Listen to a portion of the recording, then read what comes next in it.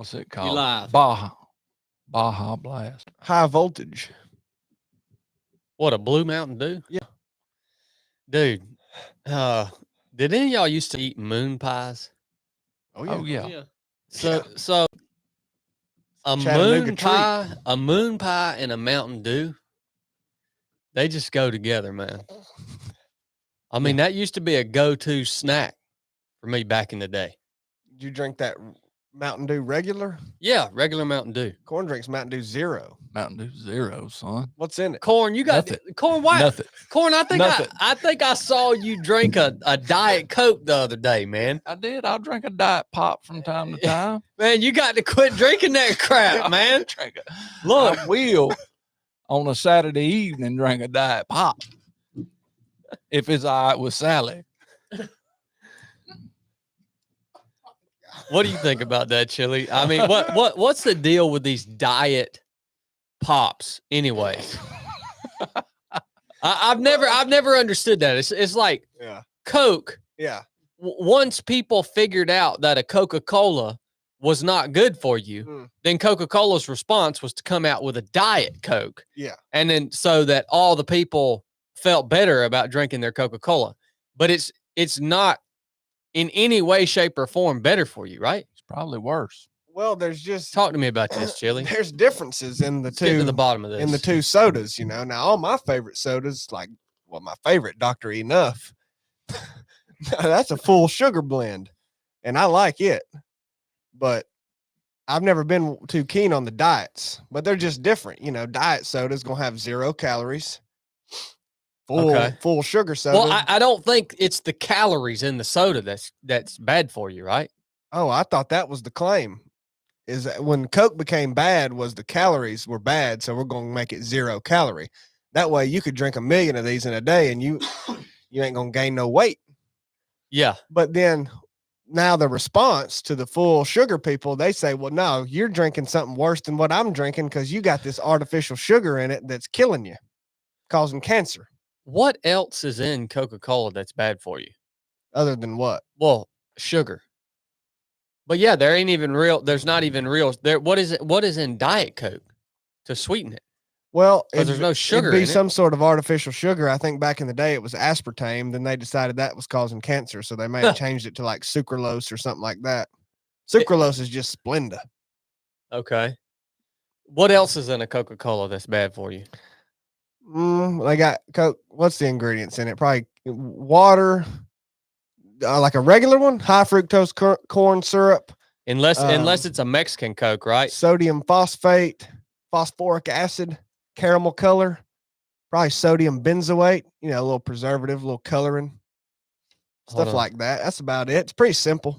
Carbonated water. Citric acid. Is carbonated water bad for you? Because it's carbonated? Yeah, doesn't it make your bones weak or something? That's what they say. I mean, it's got to be doing something to you, all that fizz. Yeah, I think it fizzes your bones up. Yeah. Makes your bones brittle. Yeah, that nitrogen in that water is killing you. So that's the first ingredient, carbonated water, already bad for you. Yep. Number 2, high fructose corn syrup. Yeah. What is that? Well, see, he's not drinking that because he's on the diet, but high fructose corn syrup is just taking your syrup out of, you're squeezing your corn, extracting. Whoa. High pressure squeeze, and then that takes all the sugar out of it, right? They extract the sugar, they extract the syrup, and then it's a high fructose blend, right? So then they're making it extracting out the fructose. What's the point in that? Is it just like super concentrated so they can use less of it to sweeten the drink? Or why wouldn't you just use sugar? Why would you use high fructose corn? Okay, it's cheaper than just using regular sugar. Okay. Like cane sugar, yeah. Natural cane sugar, yeah, it's cheaper. But the Mexican Cokes made in Mexico have real cane sugar in them, right?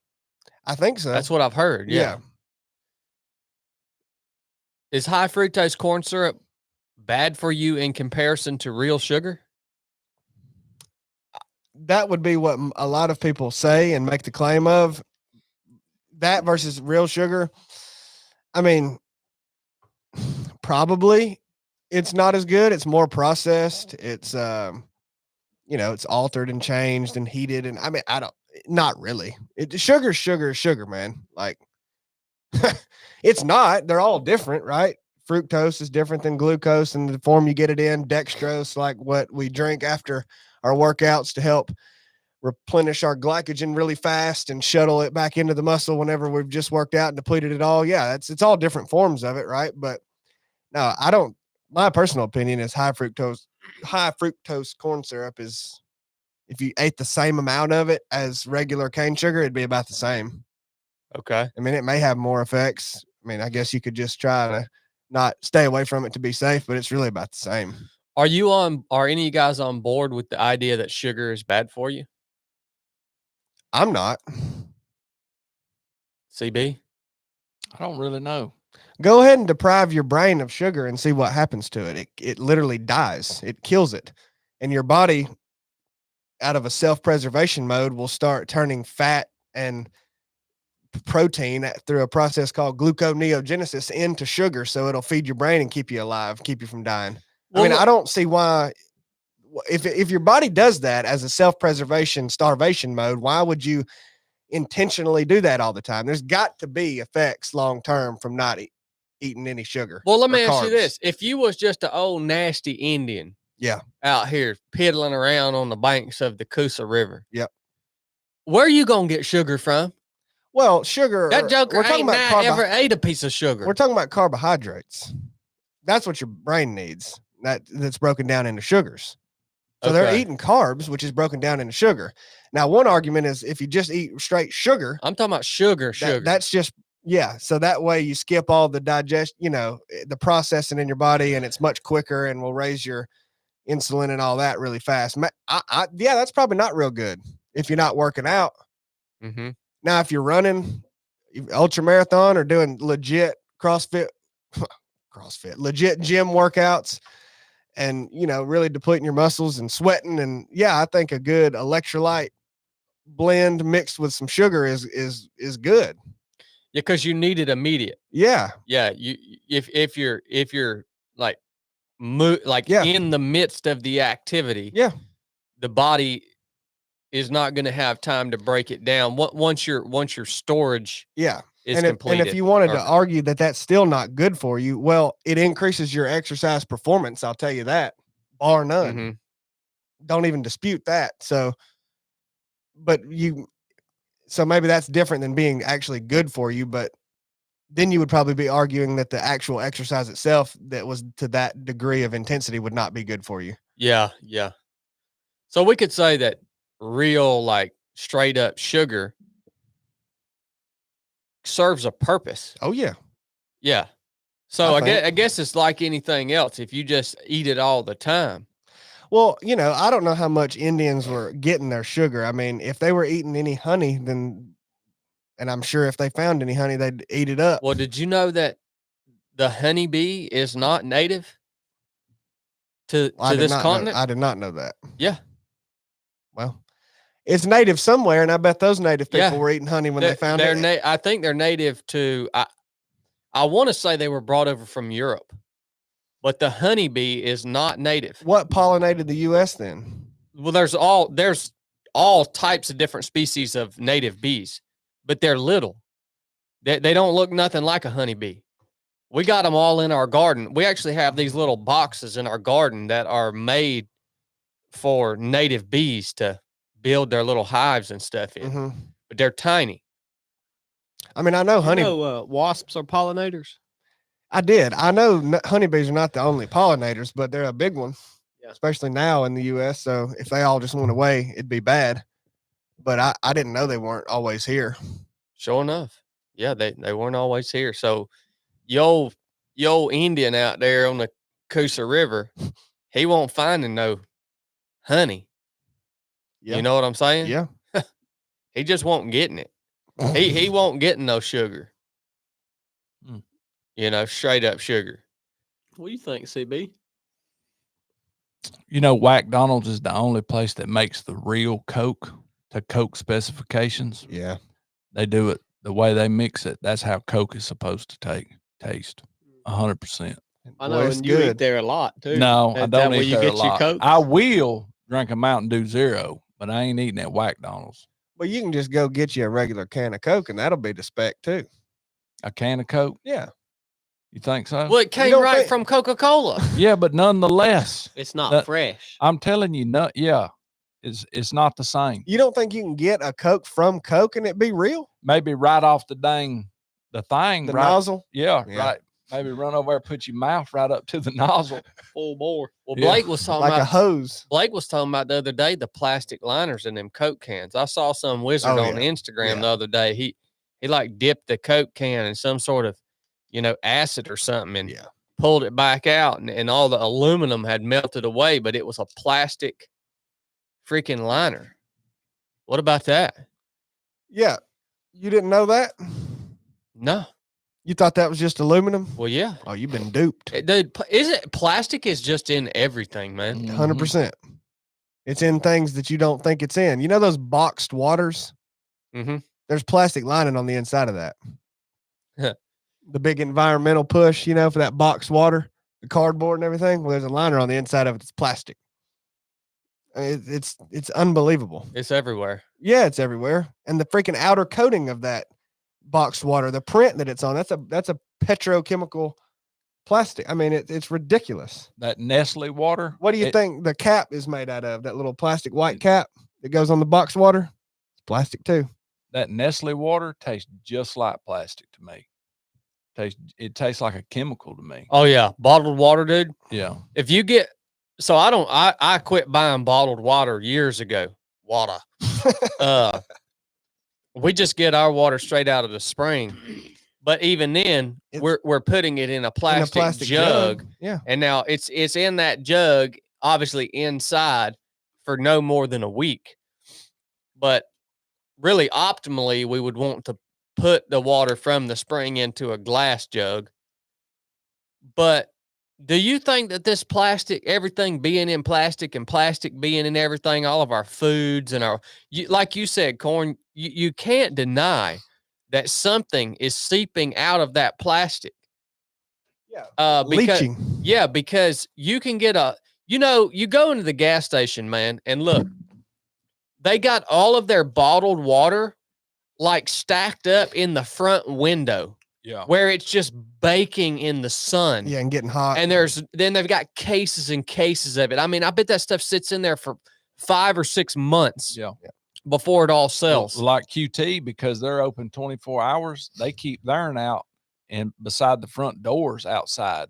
So they get hot, that sun beating on them hot, and then at night they get cooled down. Then they get hot, then they get cooled down just every day. Yeah. Them waters get that. And then you can taste it. Oh yeah, 100%. You can taste it in the water. Yeah. Mhm. So is that just the plastic like breaking down, like the micro particles of the plastic breaking down? And Yeah, they call it leaching because what that is made out of, plastic is it's just like crude oil, right? That's turned into all these products. I mean, that's the basis of everything. Look, you dude, can turn that into literally anything. this is no joke, man. I was at my father-in-law's house one time and we needed some of that plastic saran wrap. Yep. To cover something up for dinner or whatever. And he's like, "Oh, I got a roll of it down in the basement." Well, he had this roll of plastic saran wrap in his basement and it was like 10 years old. And we went down there to get it, Chili, and we pulled this out and it had turned into like oil. Yeah, it broke down. It broke down Yep. into freaking oil, Yep. dude. Well, that is what it all. I mean, people don't know that, but literally, I saw it. Crude oil makes everything you use.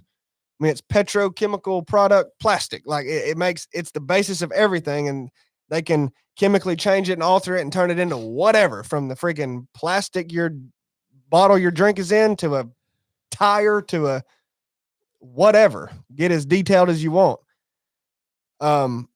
And it's in everything. I bet that paper cup right there has plastic in it. Well, the lid does for sure. Well, yeah, the lid does for And sure. I yeah. wouldn't doubt if the inside the cup though is some sort of Yeah. plastic lining to Yeah. it. So no, that's exactly what would happen to all of it when it breaks down. So I would be curious what would happen if you left a bottle of water in the sun for 10 years, like you're talking about. Yeah. I mean, it would eventually, I think it would just get to the point where it just broke down and like the water just spilled out of it and it collapsed into oil. I mean, I would think Yeah. it's such a thin plastic anyway and can't be heated very much. But yeah, like the normal day-to-day stuff, it's resistant to that. But it is, I think, leaching into it. You know, it's the different components that it's broken down into, like phthalates. I can't even say that freaking word. Phthalates. With a P. With a P. Okay. PTA. Yeah.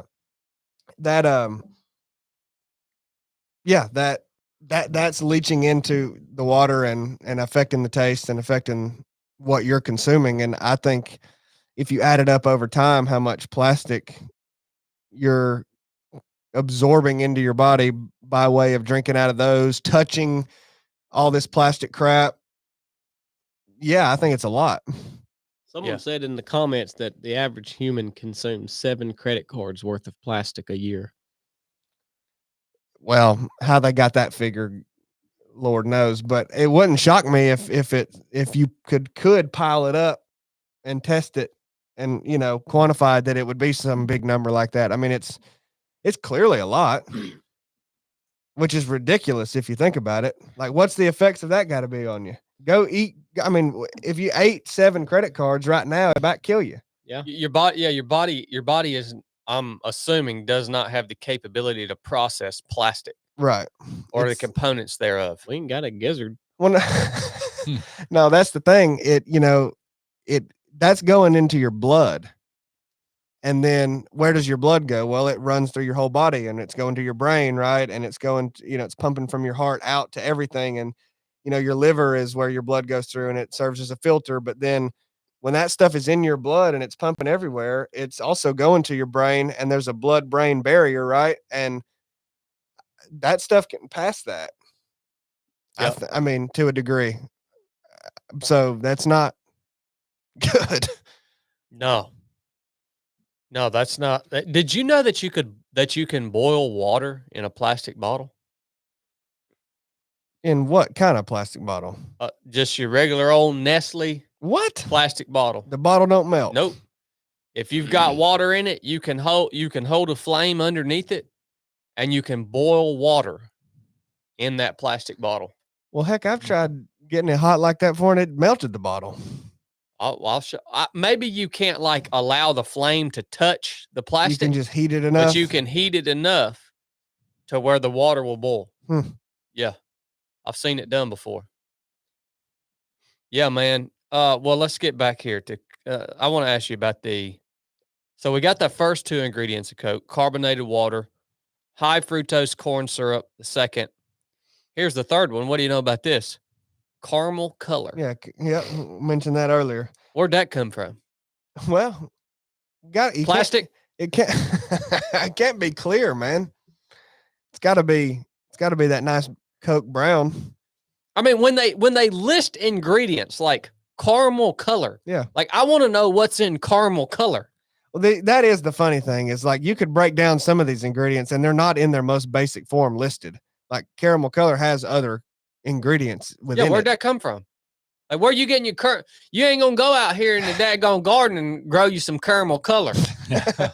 Yeah, it's just a coloring. Do you think that's good for you? No.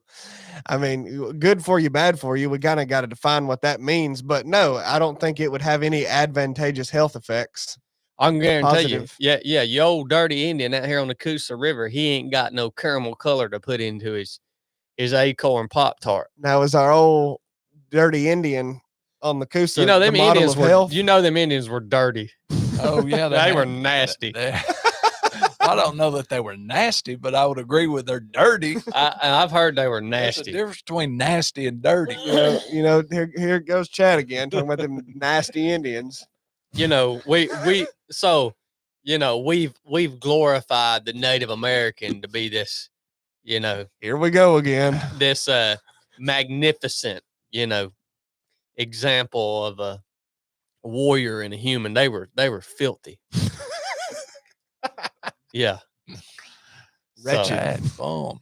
In the casino in Cherokee, man, all them pictures they got of them, they look pretty clean. Oh to yeah, me. yeah. That's They because look pretty clean. to me those in pictures the are casino. the pictures when the white man brought them in, cleaned them up, dressed them up, and then took a picture of them. That was the first version of photo editing.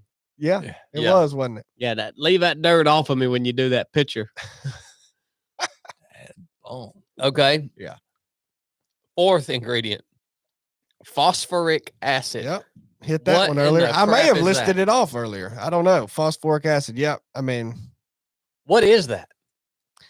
well, you know, that's really what actually is the claim that makes your bones weak. Is these acid, phosphoric acid, not the carbonated water. I mean, who knows? That's got to be doing something to you, right? All them bubbles, but no, that's really what the claim is, that softens your bones. Here we go. Phosphoric acid is a corrosive acid Yeah. that can form 3 different classes of salts. Yeah. Namely primary phosphates, Yeah. dibasic phosphates, and tribasic phosphates. Phosphoric acid is soluble in water. It is incompatible with strong caustics and is corrosive to ferrous metals and alloys. Yeah. So please tell me why you would put a corrosive Well, it's acid. FDA approved.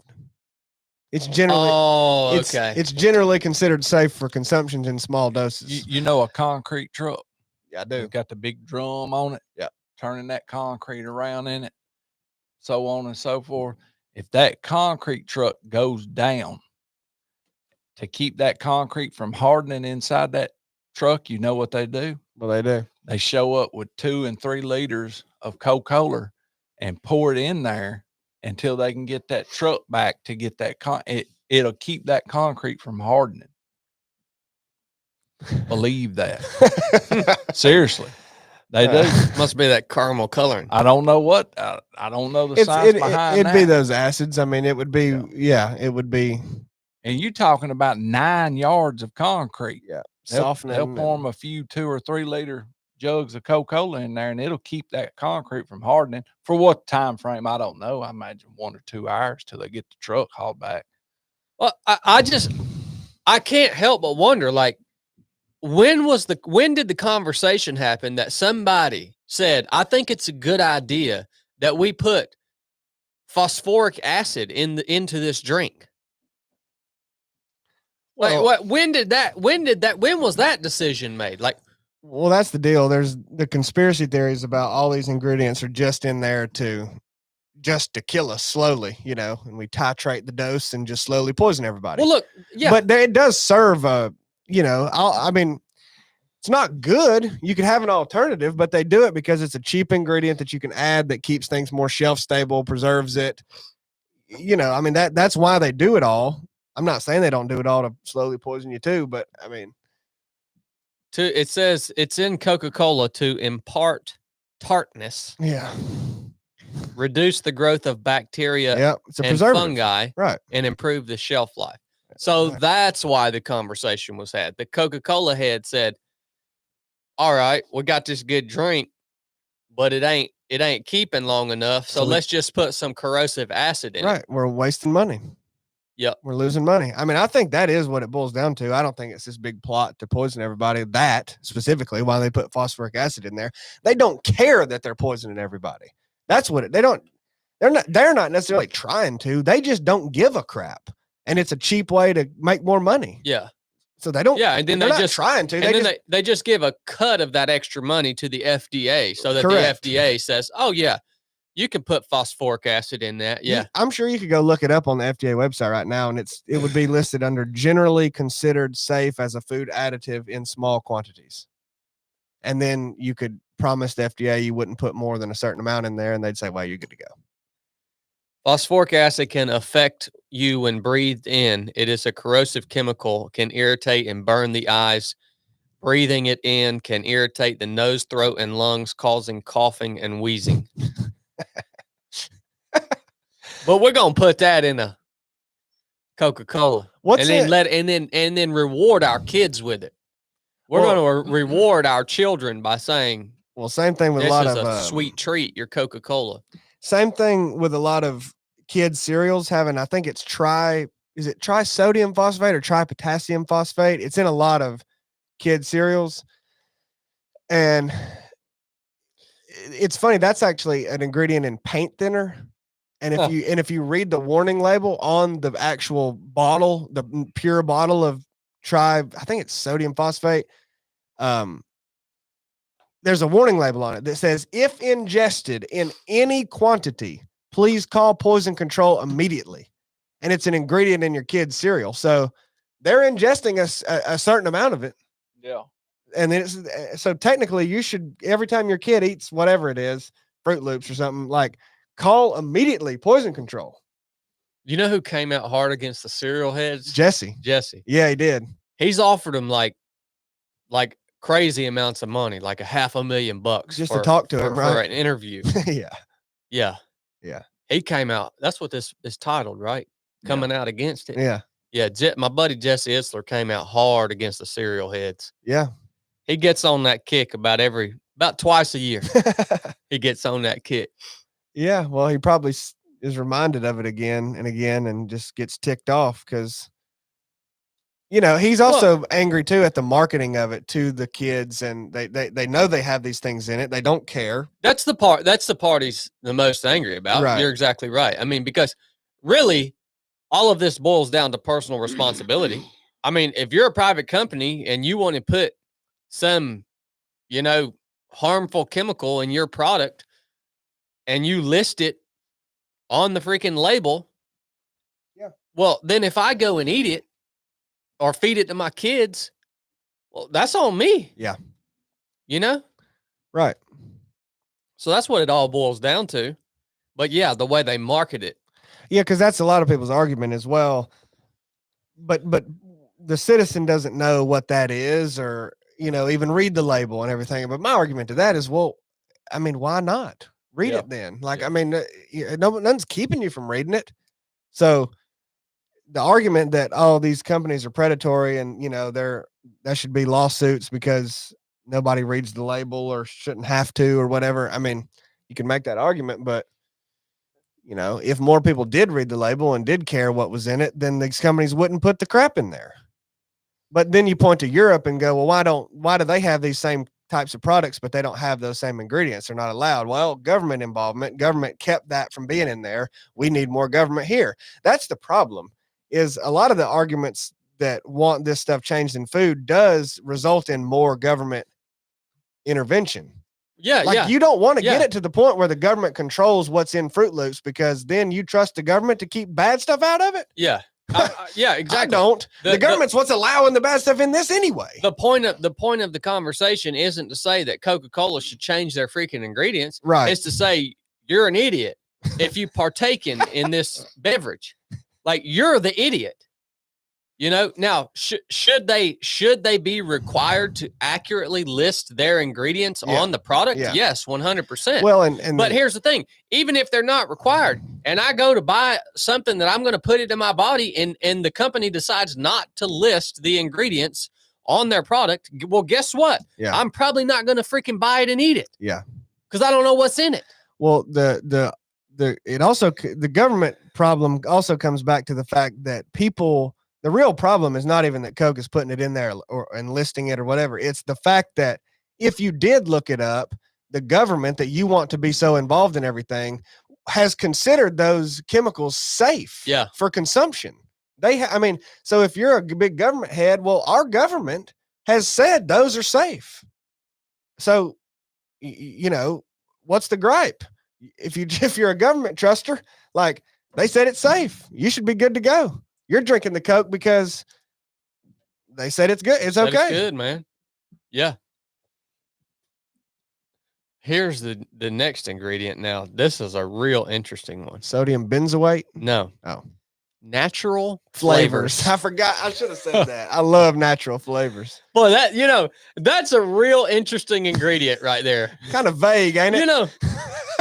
I wonder where I can go get me some natural flavors. Ask them dirty Indians, man. Have you ever, That's a good, interesting study for people too, is the difference between natural flavors and artificial flavors. Because, you'll see both listed. Yeah. And a lot of people, like brands will now market no artificial flavors. And then you read the ingredients list, but we got natural flavors. Well, if you look at the difference, there ain't none. It's the same thing. They both made in the lab. Truly. It's wild. It's just it's freaking it's regulatory lingo.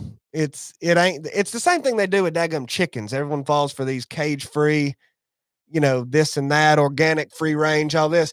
Do you know how to be considered a free range chicken? You've got to have like a 10-foot by 10-foot square that can be under a building. It's the same as all the rest of them. I mean, you can pass these qualifications to market your stuff with all these buzzwords that people love, like organic and cage free and free range. It's all just a hoax.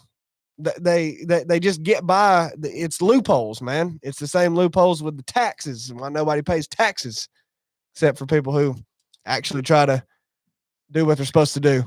So the same thing with these ingredients. Natural flavors, that's an artificial flavor. They make it synthetically in a lab 100% all day. The slight difference may be the origin that it comes from, but it's a freaking artificial flavor. That's what that is. Also, what the heck does that even mean? Natural flavors. That could mean 80 different flavors. Dr. Pepper's got 23. Yeah. So, I mean, when you list that, that could mean anything. Yeah. Natural flavors. That's so broad and vague. What are the flavors? Where'd you get them from? Yeah, that would be. It's like when some things say it just lists spices. Yeah, what spices? Yeah. Spices. Last ingredient is caffeine.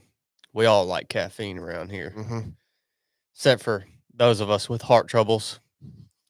They've abandoned their caffeine and they're worse off on account of it. So see, that's pretty simple ingredients, Well, it's only 6 ingredients. The Diet Coke is even worse. Oh. Starts out with carbonated water. Second is caramel color. So there's 2 similar ingredients. Third, aspartame. Yep. I guess that's taking the place of high fructose corn syrup. Yep. That's a 0-calorie sweetener. Phosphoric acid. Yep. Same ingredient. Potassium benzonate. Oh, yeah. Benzoate. Yeah. In parentheses, to protect taste. Preservative. Yeah. Got to put that potassium benzoate in it, son. More natural flavors. Yeah. Citric acid. Yep. So Coke doesn't have citric acid. Diet Coke does. Interesting. What is citric acid? It's another preservative.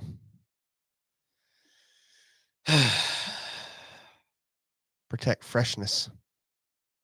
See, the potassium benzoate was to protect taste. Yep. Citric acid's really in there to protect your freshness. So it that tastes fresh good Coke, and it Chris. stays fresh. That fresh taste. Boy. Don't you like your Coke to be fresh? Corn does. He likes it right out of the tap. Fresh. It's like Subway. And then, I think that Subway tuna's got citric acid in it, Blake. Oh, definitely. Yeah. now there's on the bottom of this Diet Coke, there's something strange here. It says phenylketonurics. PHENYLKETONURICS. And then under that, it has a colon. And then under that, it says contains phenylalanine. You're going to have to give me more than that. PHENYLALANINE. Phenylalanine? Yeah, phenylalanine. Contains phenylalanine. Yeah. What is that? Well, I mean, when you say what is it, I don't have a great answer for that. I mean, It's an artificial sweetener. Oh, it is. Interesting. The artificial sweetener aspartame has phenylalanine. Oh, okay. That makes sense. Yeah, aspartame is rough. I don't think that's too awful good for you. I don't know. Been a lot of studies, man, to try to prove that it causes cancer, and a lot of studies to try to prove that it doesn't. It's another one of those things, man. The FDA will tell you small quantities of aspartame, sucralose, all that stuff, good to go. They're like, well, if you poured a gallon of it down your throat, you might die, but you'd do that with anything. That's the argument is, well, anything in the wrong quantity will kill you, right? Drink 3 gallons of water in the next hour, you'll probably die. But it's just like, but is the compound good in and of itself? Is it good in any quantity? And that's what a lot of people are arguing is in the amounts that is in Coke. If you drink a Diet Coke a day, it's slowly building up and adding this toxin to your body that is contributing to chronic diseases like cancer. And I also wonder the effect of something like artificial sugar on diabetes, because your body it has an insulin response similar to if you ate sugar, because it thinks you ate sugar. It tastes like sugar. So if your body has that insulin response, but it's actually not getting the thing that would warrant the insulin response, what is that causing? That's got to break your whole regulatory meter in there. It's like, well, dang, we thought we just got this dump of sugar and didn't get any. Because it's non-nutritive. Aspartame and sucralose is non-nutritive. It's non-caloric. It's not going to anywhere and providing anything for your body. It's just waste. So if your body thought you were getting carbohydrate or sugar, which actually is, I mean, whether you think sugar's bad or not, it's serving a purpose. It's doing something. It's going to your brain. It's going to your muscles. It's caloric. It actually, even if you think it's bad sugar, it's stored as fat. Well, it's doing something. Your body knows what to do with it. It's going somewhere. But your body thinks it's getting that, and it's just getting, like Corn said earlier, nothing. That's what's in Mountain Dew Zero, nothing. Get that big gulp. So I don't know what that's got to have some kind of effects on you. Now, does that cause cancer or diabetes? I don't know, but I don't think it's a great thing. And you'll find some of these ingredients in anything, man. And I can argue that sucralose is not the end of the world, have that in some things, but it's probably better to not. I doubt you'll find phosphoric acid in a ribeye steak or a sweet potato. Yeah. Well, the sweet potatoes and other vegetables, especially that are ground vegetables, has a lot of dirt would have a lot of dirt, right? Now, a lot of people wash all that off. Say you don't really wash your vegetables off like that. You keep the dirt on it. You consume it. You're eating a little bit of dirt. Which is, if it's good, healthy dirt, is actually not a bad thing. But I will say, that dirt would have things in it that in larger doses would kill you. Well, yeah. So that would be one. That's almost their argument for these ingredients is like, well, yeah, it's just like most any dirt that anything is grown in today also has some sort of, I imagine, some level of glyphosate in it. Glyphosate, like glyphosate, Roundup. Yeah. I always wonder when you buy organic in the grocery store. Oh, it's a like Fugazi. Yeah. How legit is that, man? Not very. Because there's no way that a sweet potato or a freaking, whatever organic thing you're buying is truly, there's no way it can be grown on scale enough to supply all of these freaking grocery stores. If it was actually grown what most of us have in our mind as like organic. Well, what is that? What does that mean? I mean, the term organic in science, if you will, means containing carbon. Well, everything does. I mean, so what is organic or non-organic or unorganic about the different bananas in the grocery store when you go to the little roundabout thing in the Publix or Walmart or whatever, and it's got one half of it's bananas and the other half is organic bananas, and they're always double the price and supposedly any different. Like, what's the difference? What makes that organic? They both contain carbon. This says organic food is grown without the use of synthetic chemicals, Right. But such as human-made pesticides and fertilizers, and it does not contain any GMOs. right. But see, all of that is supposed. That's we're promising to not have added any of those things.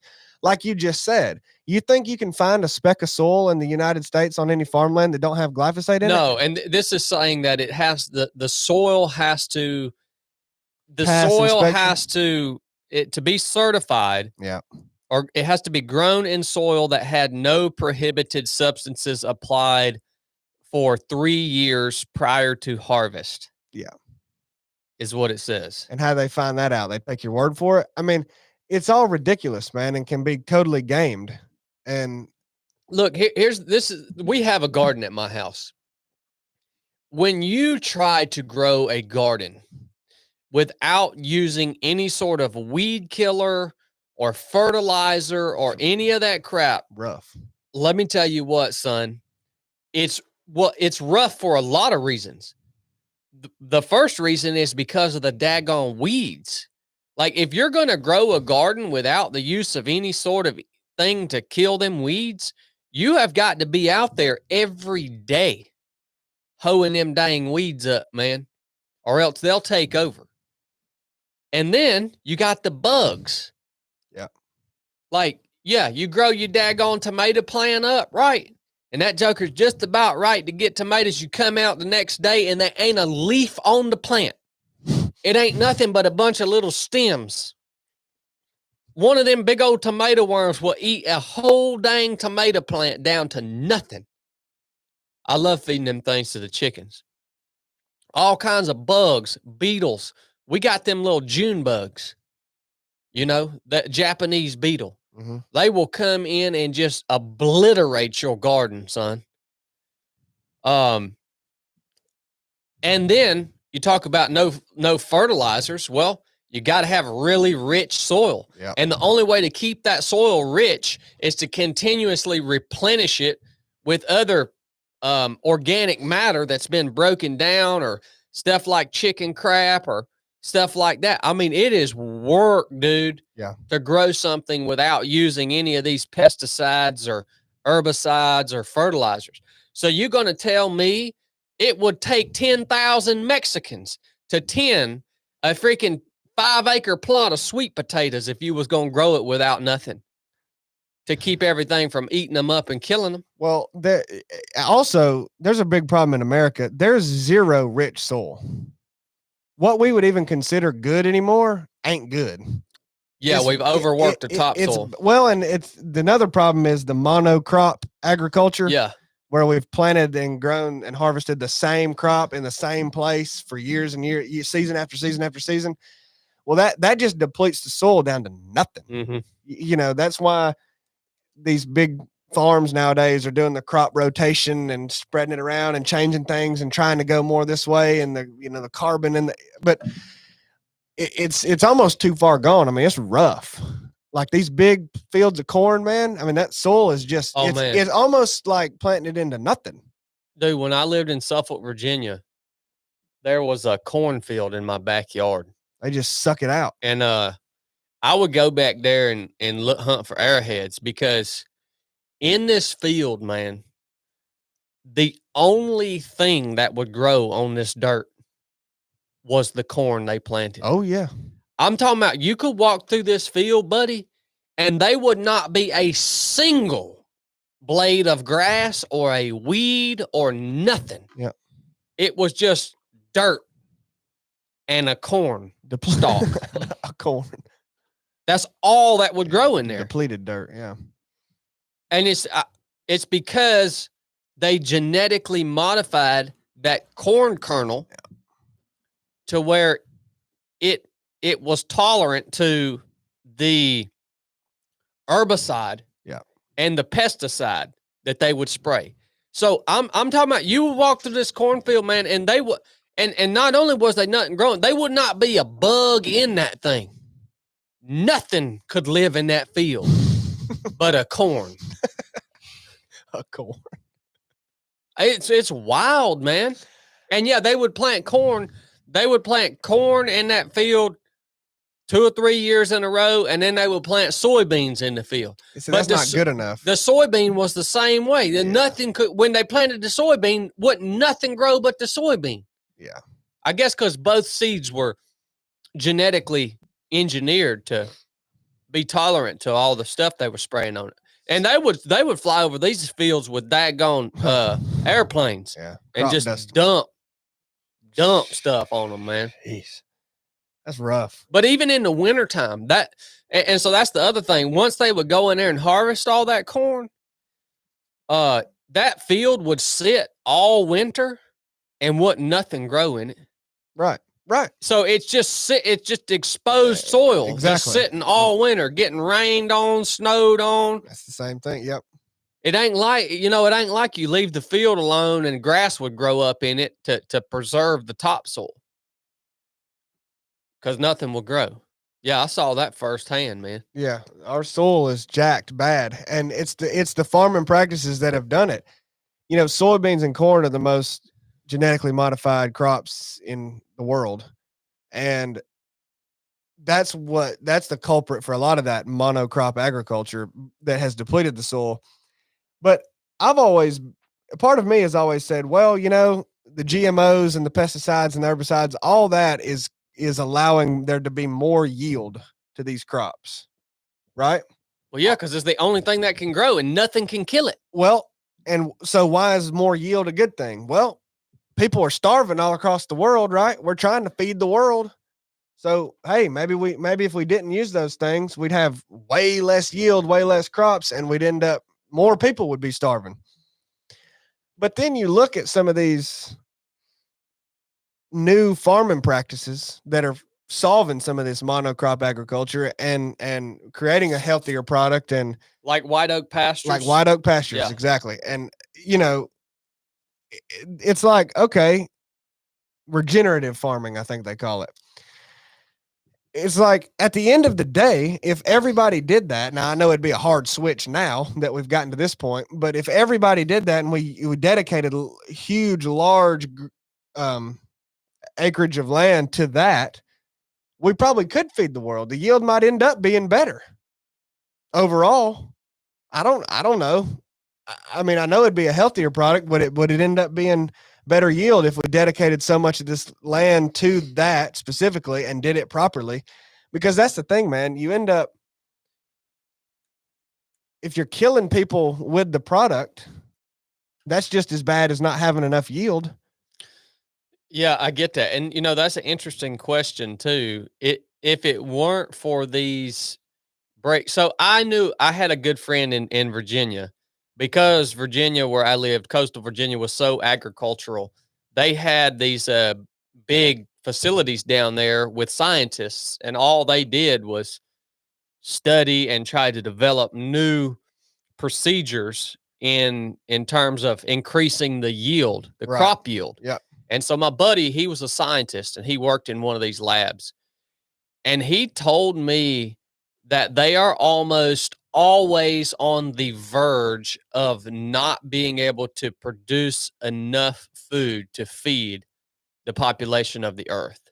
Well, yeah. And he said, like, they're constantly having to innovate and figure out ways to increase yield in order to feed the people of the earth. Like for them, it was like the biggest looming problem in the world. Well, we're also not even there. We're lagging behind. People are starving. That's a good question. Like, without these advances in crop production, would the earth be able to sustain the current population? No. It's a good question. Oh, 100% it wouldn't. Because there's a lot of I mean, there's a lot of factors. I mean, one factor is people in general are eating more than they need to eat. And the amount of food that we just waste and throw out. That's it. Do we not like to say people are starving? So that means we're not producing enough yield currently. Well, we waste half of it. Yeah, we waste a ton. Well, not just a ton. collect all of the waste from restaurants in America. That's good food what I'm that is saying. thrown out. And then Yeah. you take that amount and then take all the people that are starving and say, is that enough to feed those people? The answer is probably yes. That's what I was thinking. Yeah. Yeah, that's what I was thinking. But without those technological advancements to make all the food that we grow now, the Earth's population probably wouldn't be as big as it is now. There's no way. You see what I'm saying? Yeah, yeah. Yeah, there's no way it would. Right. Because that's why we have the food that we have to waste, is because of those advancements. We're just not utilizing the resource well. Right. There should be a much better plan to get this excess food that we have into the people's hands that don't have it. I know why that plan's not existing. It's not just as easy as, we'll just do it. But nobody's really trying to fix that problem. Well, nobody really cares. Nobody really cares. Nobody really cares about people starving. No, I mean, not really. No. I mean, dude, some of the places I went in Africa, I just looked at these cats and I was like, where's this joker eating? He lives in a dump. Yeah. This joker lives in a dump that is like 1,000 square miles of a dump. Yeah. What is this cat eating? I mean, he couldn't grow a freaking weed, man. I don't know, man. I don't know what he was eating. Probably not much. Yeah, probably not. Yeah, people do eat way more than what they need to eat. But if you think about it, like just about the majority of people's day is associated with eating. So like, let's say you work on a construction site, you go get a biscuit in the morning. You don't get a break until it's time to eat. Yep. And when you go home to see your family, it's time to eat. You know what I mean? It's just like all associated with it. So you want a bigger break? What's a good excuse to get a bigger break? A big old plate of food. You know what I mean? You want to feel better about your day? What's a good way to feel better about you? A big old huge baked potato or French fries and whatever else you're gonna eat. And me and Blake was talking about it months ago. Like, how much do you actually think about eating?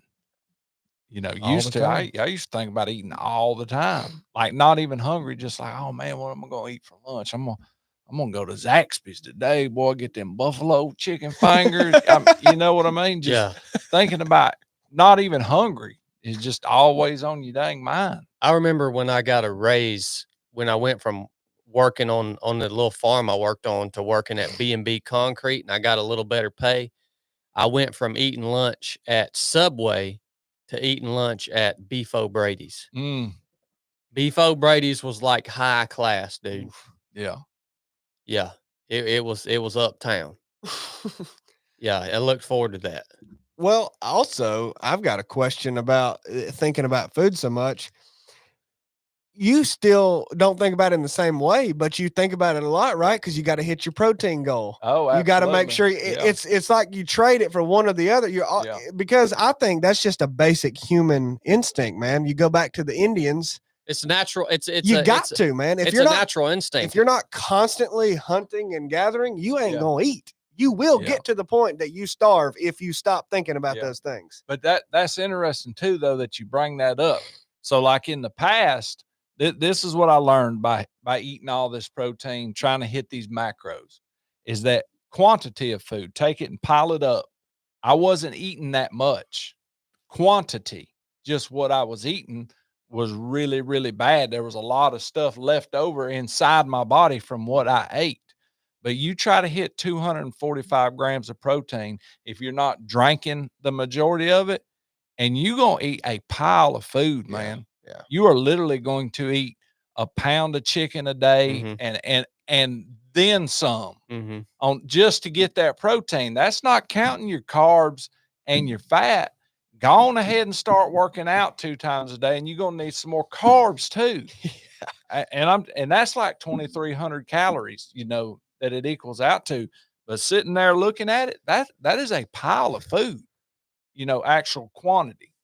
Can you imagine how stupid the idea of working out would have been to a hunter-gatherer or even to someone who was living in the mid 1800s? Yeah. Civil War time frame or before.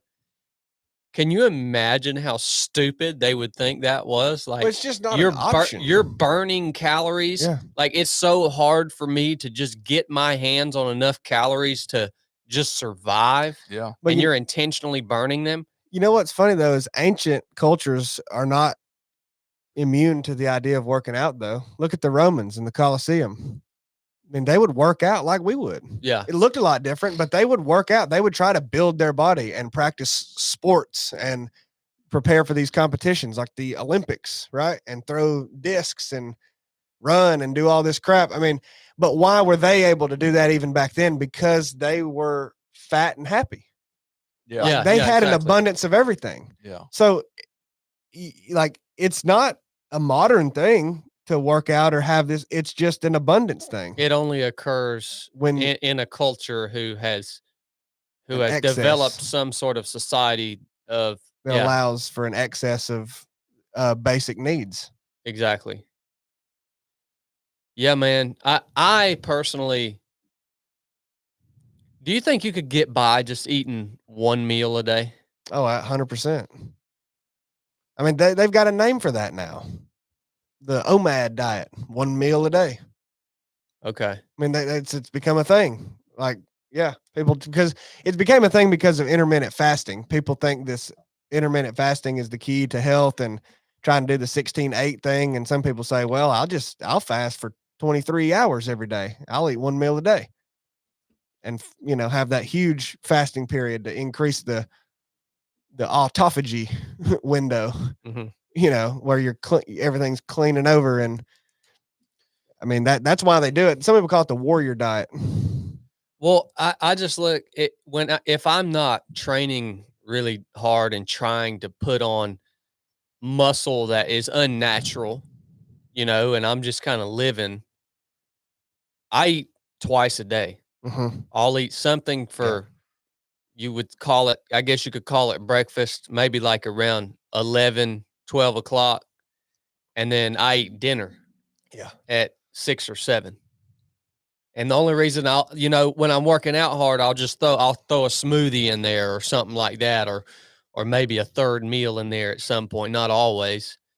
But yeah, I would say on average, I eat about twice a day. But it's, again, when I do eat, when I sit down and eat dinner, I might eat a 16-ounce bone-in ribeye and a big old pile of white rice or something. Mm-hmm. Like, it's heavy. So, yeah, I think we're eating too much, man. And I don't know. That is an interesting question. Could we support the Earth's population if it wasn't for all of this, advancement in crop yield? So cornbread, you're drinking phosphoric acid in a plastic freaking liner, man. We're going to talk about that Zen right there. Did you quit? Yep. Well, Lord, yeah. Are you doing no nicotine? No nicotine. Holy crow, man! I'm not when Corn does something, he does it in my big. mouth out of that plastic can. Are you serious? Are you serious? Dipped in formaldehyde, man. Yeah. Built. I mean, what in the world? How did you quit using nicotine, man? Well, this is day 2, but I just quit doing nicotine. I just quit putting it in my mouth. How are you here today? Turkey hunting. You know what I mean? Well, if it's day 2, I think I would have had to go bury my head in the sand somewhere, dude. How long you been using nicotine? Is either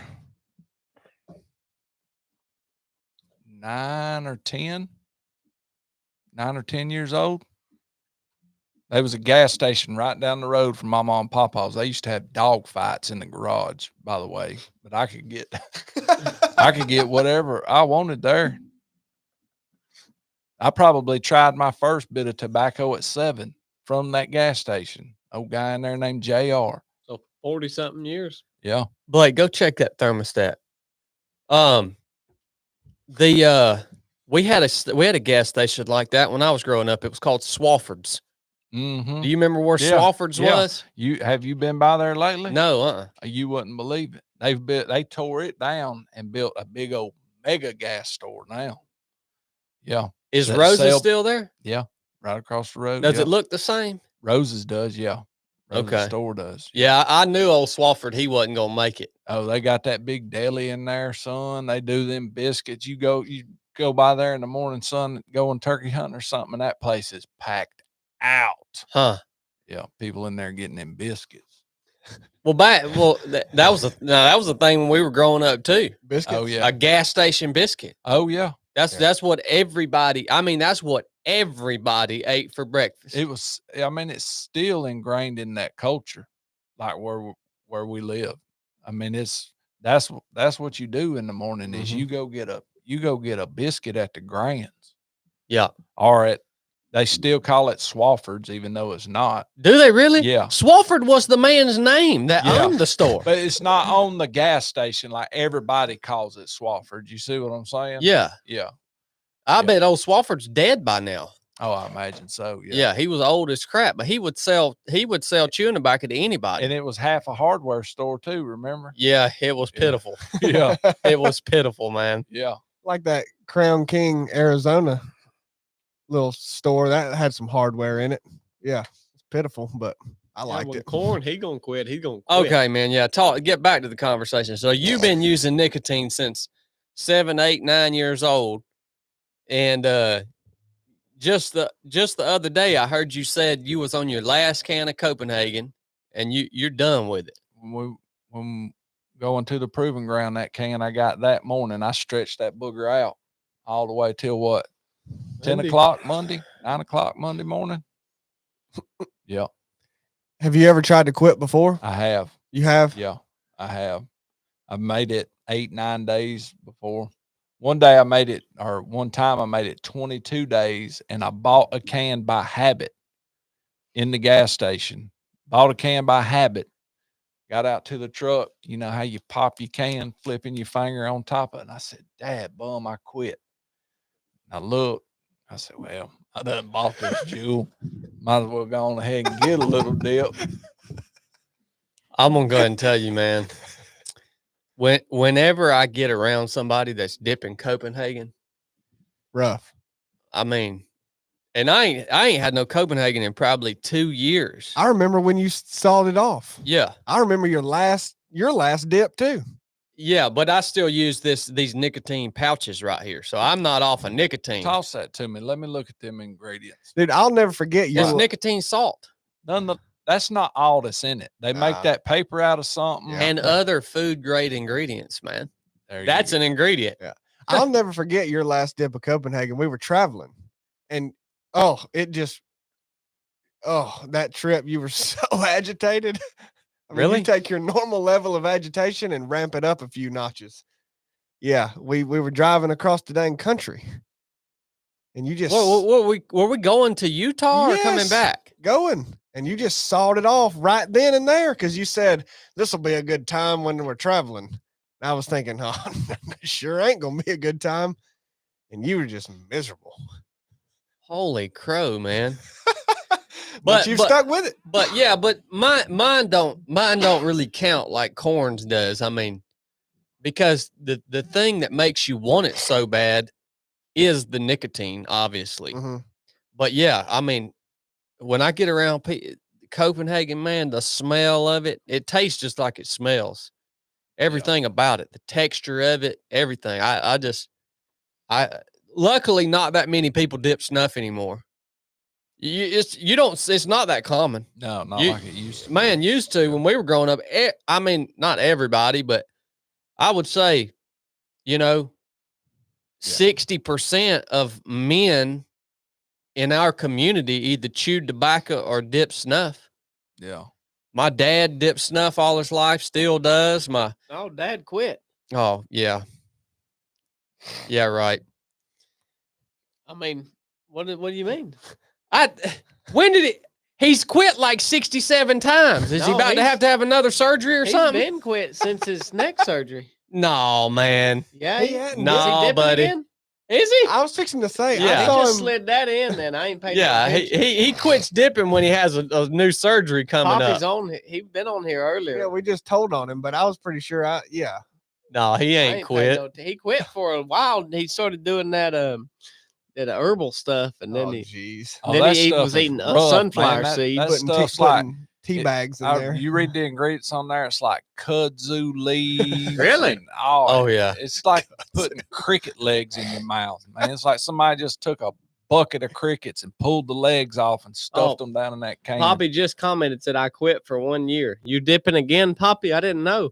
Oh yeah, yeah. He's dipping again. Yeah. It's freaking.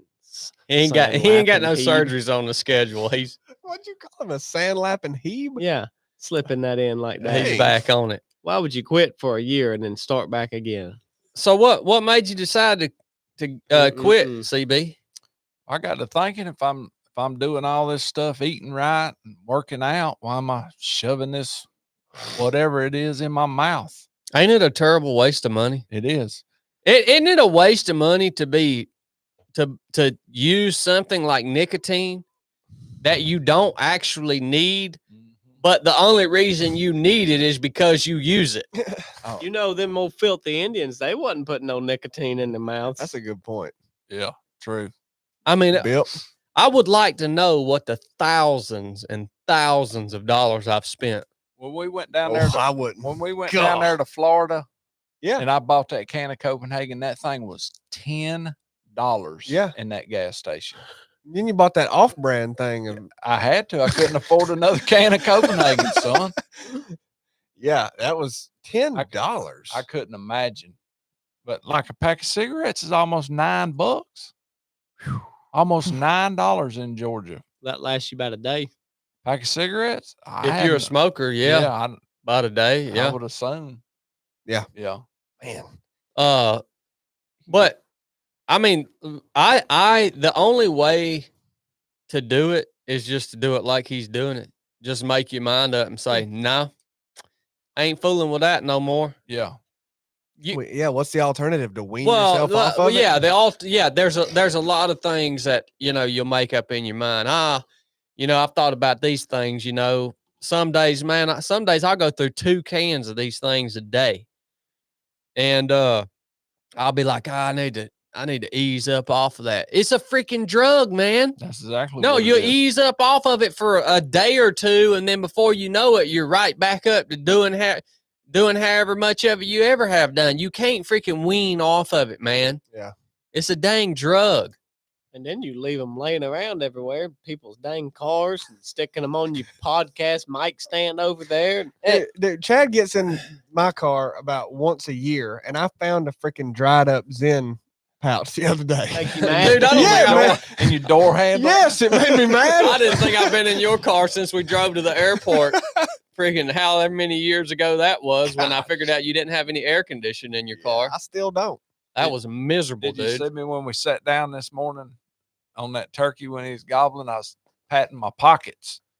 And I was like, dang, you idiot. I was patting my pockets for my snuff can. Yep. You about to throw a dip in? Because I wanted to put a dip in. Yeah. Yeah, and so that's weaning off of it, or then the other thing is trying to replace it with one of those nicotine-free snuffs or something. That you can't do that either.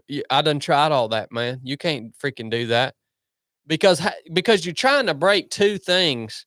Yeah. At the same, you're trying to get off the nicotine, and then you're trying to break the habit. Like Corn said, patting is. Right.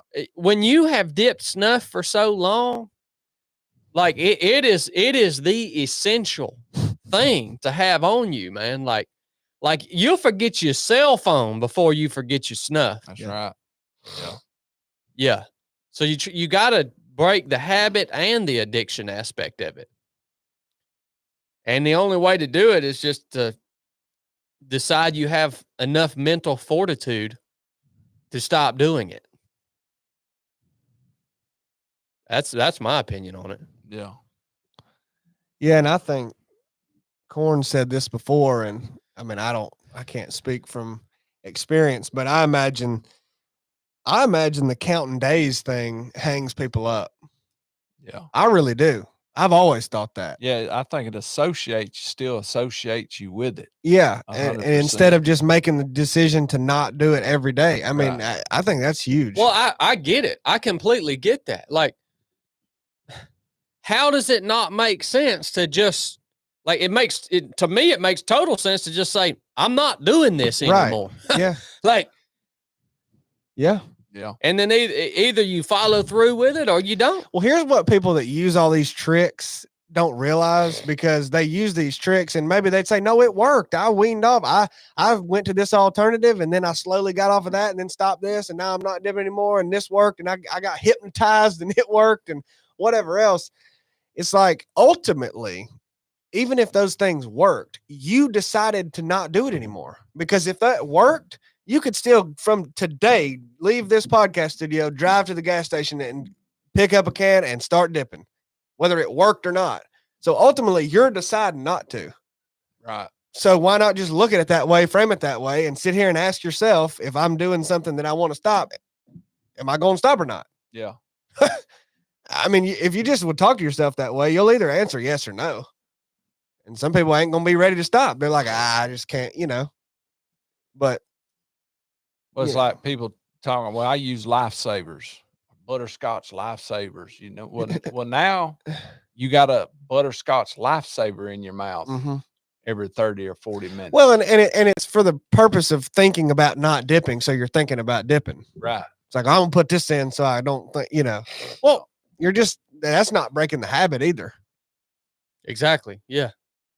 Yeah. I mean, you've just got to, it's tough, man. I can't, it's tough. That's crazy, CB.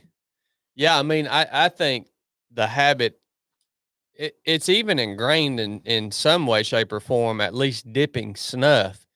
It's ingrained into portions of your identity. Oh, I agree 100%. 100%. I did the same thing with alcohol. It was like I said this morning when we sat down. Let's say if I just small example, turkey hunting. The first thing I would do if I sat against a tree, if I didn't already have it in my mouth, would put it in my mouth, sit there, collect my thoughts.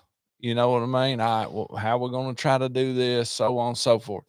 Getting in the truck to drive in the morning, the same exact thing. After you eat, the same exact thing. I mean, it was prescribed throughout my day, so to speak. I never waited to get the urge to do it because I had a system throughout my day. First thing I did when I got up in the mornings, I'd do my mouthwash, brush my teeth, and then put a nasty dip in my mouth. Got to have that clean mouth for that dip. Full of flavor. Yeah. Go in there and cook my protein pancake, spit the dip out, eat my pancake, put the dip in my mouth. Just throughout the day. Well, for me, like I think you're alluding a lot to the habit side of it. At different points in your day, and it's almost like a ritual type thing. Right. But for me, dip in Copenhagen was like literally part of how I looked. Like I had a look, you look at all the old pictures of me and stuff, I got a big dip in, man. And I there's nothing better than just spitting. Look at your left arm. Toting around a spit cup. Yeah, I have a Copenhagen lid tattooed on my arm. Like it becomes part of like literally your image of yourself. Yeah. Yeah. I'd always get in Buck or Cooney's truck and I'd be like, y'all ain't got no spit bottle in here? Oh yeah. Why ain't you got a spit bottle in here? You knew I was riding with you. We'd have to find a spit bottle. But now if either one of them was to ever take a dip, that would be bad. That would be bad. They ain't never touched it to the best of my knowledge. If they do, they better not be around me. You don't want no part of that. No. It's a ridiculous habit. It's stupid. It is. It's ridiculous. It's stupid. I think the reason why it becomes, I think the Southern culture, at least when I was growing up, is the reason it becomes a part of your identity. Right. Like when I was growing up, like, if you didn't dip snuff, you were a daggone fag, Yeah. Yeah, I know what you mean. And that's one good thing about this stuff is this stuff's gay, man. It's like you don't want you don't want this to this doesn't come with the identity of like throwing in a fat dip and spitting on somebody's mess. Some beach nut in somebody's eye. You got to go turn the corner and put that one in. I was fixing to say, well, you've turned the corner from used to thinking that about not dipping to dipping those things, man. Oh, this stuff's gay, man. Nothing more pinkies up homosexual than putting a Zen in. Dude, I mean, that's rough. It's like being out, like I was in third phase in SEAL training, being out on the island, and this guy keeps talking crap to me. And he had his nice dress uniform boots on, and I just spit a big wad of Copenhagen spit all over his boots, screw you, dude. It's slap fun to spit some snuff on somebody's foot. Yeah, what are you gonna do? I mean, slap fun. What are you gonna do? Gently lay a Zen pouch on it? Yeah, that's what I'm saying. He's gonna snake spit in between his top two teeth. He's gonna do that snake spit. He's just gonna spritz him with some Zen spit. This stuff is gay, man. Well, look. You're inspiring me, Corn. I'll tell you what, man. Cornbread inspires the fire out of me, dude. Yeah, with everything about it. How can cornbread not inspire you? Well, he ought to inspire you to get in turkey woods a little bit. I was kind of thinking we might need to talk about that hunt this morning, Corn. It was big, son. Listen to him. Look, he ain't said nothing the whole freaking podcast. Big. Well, I don't dip, and I don't drink Coke. But I does kill them gauntlets. Hey, let's change the subject now. What about that hunt this morning? First, I want to hear about Chad's calling out there. I was kind of intrigued, Chili. Well, let me tell you guys this. If I learned something this morning. If I ever want to challenge Chili to anything and be 100% sure that I'm going to beat him, I'm going to challenge him to a sitting still contest. I have never in my life seen someone who could not sit still for longer than a 10-second interval. I don't know what the earth was wrong with him. Like a kid. It literally got to the point that I just thought, you know what? Why are we here right now? Because if a turkey does literally come in to the point that we can see it, it's going to immediately see us. And you got that existential? Why are we here? Yeah. Why are we even turkey hunting right now? And so every time I would look over at him, I am not kidding you, every time. And even when he was sitting beside me and all I could see is just movement in my peripheral because he was just moving constantly. Real fast about it. Yeah. Not even trying to move slow as to not draw the attention of any turkey that might be viewing you. Picking up his phone, rubbing his face. One time I was sitting there and I thought a child had wandered down in the woods with us. Because Chili's over there, he's sneezing. He literally sounded like a 7-year-old child. I was like, no, I'm not kidding you. I thought there was a kid had wandered up in them woods. And I looked over there and it was him. And of course, he was wiping his face, after he had sneezed, he was doing something to his face. He didn't do any of that when me and him went. Dude, I looked over there at him so many times and he was just sitting I would say, Chili, I would literally pick his tree out for him and say, Chili, sit against this tree and look this way. To start telling me what actually happened? So he would go to the tree, but he wouldn't sit down and lean his back up against the tree. He would sit beside the tree. Yeah, man, you can't be fooling with and just put his gun in his lap. And I'm like, this is pointless. No, what was pointless was trying to kill a turkey with you calling. That's what it sounds like. He wanted me to call like a wounded dog. He wanted me to call. He wanted me to call too much. I was calling fine, man. We got close to them turkeys, man. Yeah, well, we ran up on them. Clearly, I didn't move too much. We came right up on them. Yeah, we did get right up on them. Yeah, I mean, Clearly, I did something. I'm right. wishing now I would have just stood up and just shot that turkey. You should have stood up, ready, full Yeah. draw, and just pulled the trigger. I know. I'm You wishing. ever stood up full draw with your shotgun at full draw? I'm wishing that's what I would have done. And it was funny because in that spot, that turkey was right on top of the hill, and we were just right on the military crest of the hill. And Yeah. I was waiting for him to just look his head over and just look down that hill. And Chili's sitting there, and when that turkey would gobble, Chili would pick his shotgun up, but then his arms are so weak, he could only hold his shotgun up at full draw for Dude, about 10 seconds. I had it on my knee, man. And then he would put his shotgun back down. I don't know why you just didn't stand up and walk off like you did the other morning when you was right there. Well, on the that's a good point. You should have just stood up and just walked back to the house. Hey, turkey over there gobbling, you hear him? Well, yeah, because he can't. What was he going to do? Bring it to him? No, he hears it gobble. All he can do is either sit there and hope to God it just wanders that's to what him. that's what. or it he's was. just gotta It get really, up. It really wasn't coming to him. No, It was just in there gobbling. correct. That's all anybody does anyways. You don't ever call a turkey in. Well, No. Look, you just, if you kill a turkey, you just happen to be sitting in the spot where that turkey was about to walk through anyways. that's what I would expect a bad calling inexperienced. Nobody turkey ever hunter. calls I a thi- turkey in. I think I was going to provide my examples of how he's a bad caller, but I think he just did it for me. I agree. Yeah, 100%.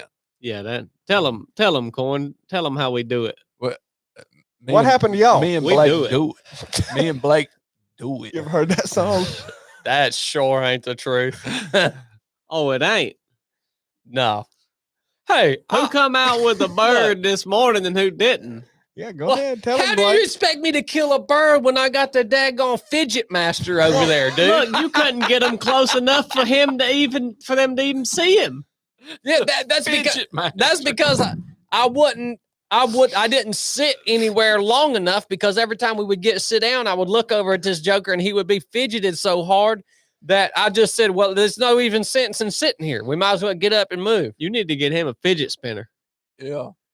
I have one of those little things that you Yeah, can press you should have buttons brought on. that with you. I'll start bringing that. So Team PT this morning was a turkey hunt. You know, Corn made a comment a few days ago. He said, if you ever wake up in the morning and you hear that whippoorwill, you better watch it, son, because them birds is going to be gobbling. And I thought, that's stupid. Who would ever say something like that? So this morning, I opened my front door and CB's standing out there in the driveway. I opened my front door, and the first thing I heard when I opened the door was that whippoorwill down there in the driveway. I said, okay, well, we here we go. That's the first whippoorwill I've heard at my house this year. Yeah, me too. First one I've heard. And by gosh, we was there. He was there. Sun was coming up. And let me tell you what, Corn, you were not lying. I don't know how you know that. And does that only work for like when the first whippoorwill of the year? No, if you go a hunting and you hear a whippoorwill, the turkeys are gobbling. If you don't, now I've never heard a whippoorwill and not heard a turkey gobbling, but if you don't, there's two things. Either they ain't now turkey there, or you can't hear worth $1. And that's just how it is. That was crazy, man. If the whippoorwills, the turkeys is going to be getting down. When did you learn that? Probably about 10 years ago, maybe 12. Did I teach you that? No, you didn't. You didn't teach me nothing. What did Chad teach you about turkey hunting? We much everything he knows. started out together. I killed the first bird out of the whole group. He had some intel on the spots to go. So, I mean, sort of the terrain feature type thing we learned together. You know what I mean? I got you. He had the intel on the places to go. I'm not near as good at turkey hunting as I used to be. I used to kill turkeys like every time I went. But, Chad, Hard to believe. he's way behind the power curve on the turkeys. Oh, yeah. Blake, well, go ahead and tell him, Blake. Because Well, hold on. I'm not done. Corn told me that when I opened that door and that whippoorwill was hammering out there in the driveway, I said, okay, yeah, well, we're going to see if he's just full of crap or not. Me and Chili went back there in them woods. How many gobbles do you think we heard, man? I mean, legitimately, it was close to 200. Yeah, because them two that we was hunting, they probably gobbled together over 100 times. Yeah. But throughout the morning, there was other groups of gobblers that would just blow up, son. Did you hear them? Like off in the distance? Everywhere. Like they all were directions. everywhere, man. I think it may have been 200 times. I mean, that seemed in excessive to me.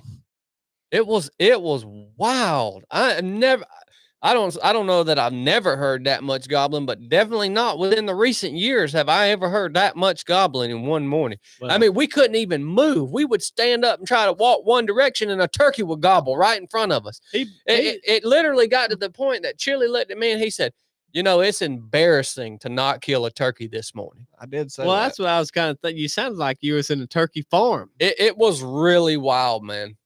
How many turkeys was gobbling?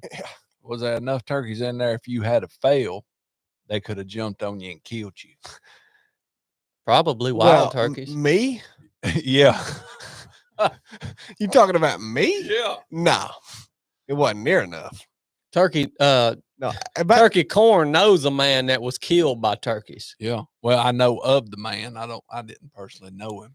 now when are we gonna film a video of going to a turkey farm and me laying down in that field and you tying a rope to me with some bells and seeing if I can survive? That's up to y'all. I'm game for whatever. Look, man, I want to see how many turkeys it'd take to kill a fella. Well, we can't lose you yet. Well, no, that's why you tie the rope around me. Oh, just so we gotta can pull grab- you out. All If you got to do is grab them by that liver. Oh yeah, them lungs. All right. Grab them lungs. All right. Now, so I told mine and Chili's story. Go ahead and tell your story, Blake. I got to go pee. I'm going to let Cornbread tell it. That bomb, son. Well, well, I just think it's interesting that there was a turkey competition going on and Blake wasn't involved. Well, I didn't want to enter the, you know, how would it look like you got two professional baseball players against one that, you know, played in a Softball rec players. league. Yeah. One rec league baseball player. Like, come on. Who are you? You're the rec league? No, me and Corns are professionals. We do it. Chad's the rec league. Yeah, so you know, he wanted to talk some big stuff, but we didn't want to really hammer him. So me and Corn had this side conversation. Hey, look, we ain't both gonna go in there because it's gonna be real rough on him. And so, but you know, where they messed up is when, you know, of course, Chili didn't get there on time. The hunt started at 6:45, I disagree. but Chili showed up at 6:45, and 6:43. we was standing out there listening. Chad said, "Well, y'all go get on it." Me and Corn looked at each other. We said, Are you you done- sure that's what you want? "You done messed up, son." Well, Chili still had his retainer in at 6:45. That's true. Tell him, Corn. Tell him about that hunt. Oh well, we heard a few headed in there. We bumped one off the roost. Now we did mess up there. Mm. I don't know if it was a gobbler or what, but we heard another one back in through the country. He was probably 400 or 500 yards, and we just kept moseying on up there to him. Got high above him. It's what we've been trying to tell Chad all did. year. Get high above them, but Chad keeps getting down in them hollers That is. and wallering around like a pig. And ain't, Look, man, deer. No, man, just wallering around in the deer- holler. You are not deer going to stay kill on the any, hill. You're not going to kill any turkeys wallering around in the holler. Turkeys stay in the hollers. Deer stays on the hills. Get the high ground. He don't know how to use that terrain. Yeah. Now, look, next time you tell him get on high ground, there's going to be one in the holler 500 yards below him. He going to go up to the top of the ridge, and he's going to say, Corn, say, get that high ground. You know, you got to use that terrain. Chad also doesn't think you can call a turkey to yourself. Oh yeah, he's wrong about that. Well, that He there you go. for some reason he's developed this old man way of turkey hunting where he wants to just get out there and sit and And just just hit wait a on him to couple- come easing through. Well, it's because I'm traditionally a deer hunter. I mean, I can't handle it. I would literally go and I would have to dip a can of snuff if I was out there just sitting. Waiting on Why the you think water. I fidgeted, Corn? We didn't sit long this morning, Chili. We did. Oh, you tried. Golly, you tried. And then when they ain't, I bet we moved. We couldn't move this morning. There Look, was turkey look, everywhere man, around they're us. gobbling. You sit down and want to send out a few. That's what you sound like. and then we wait.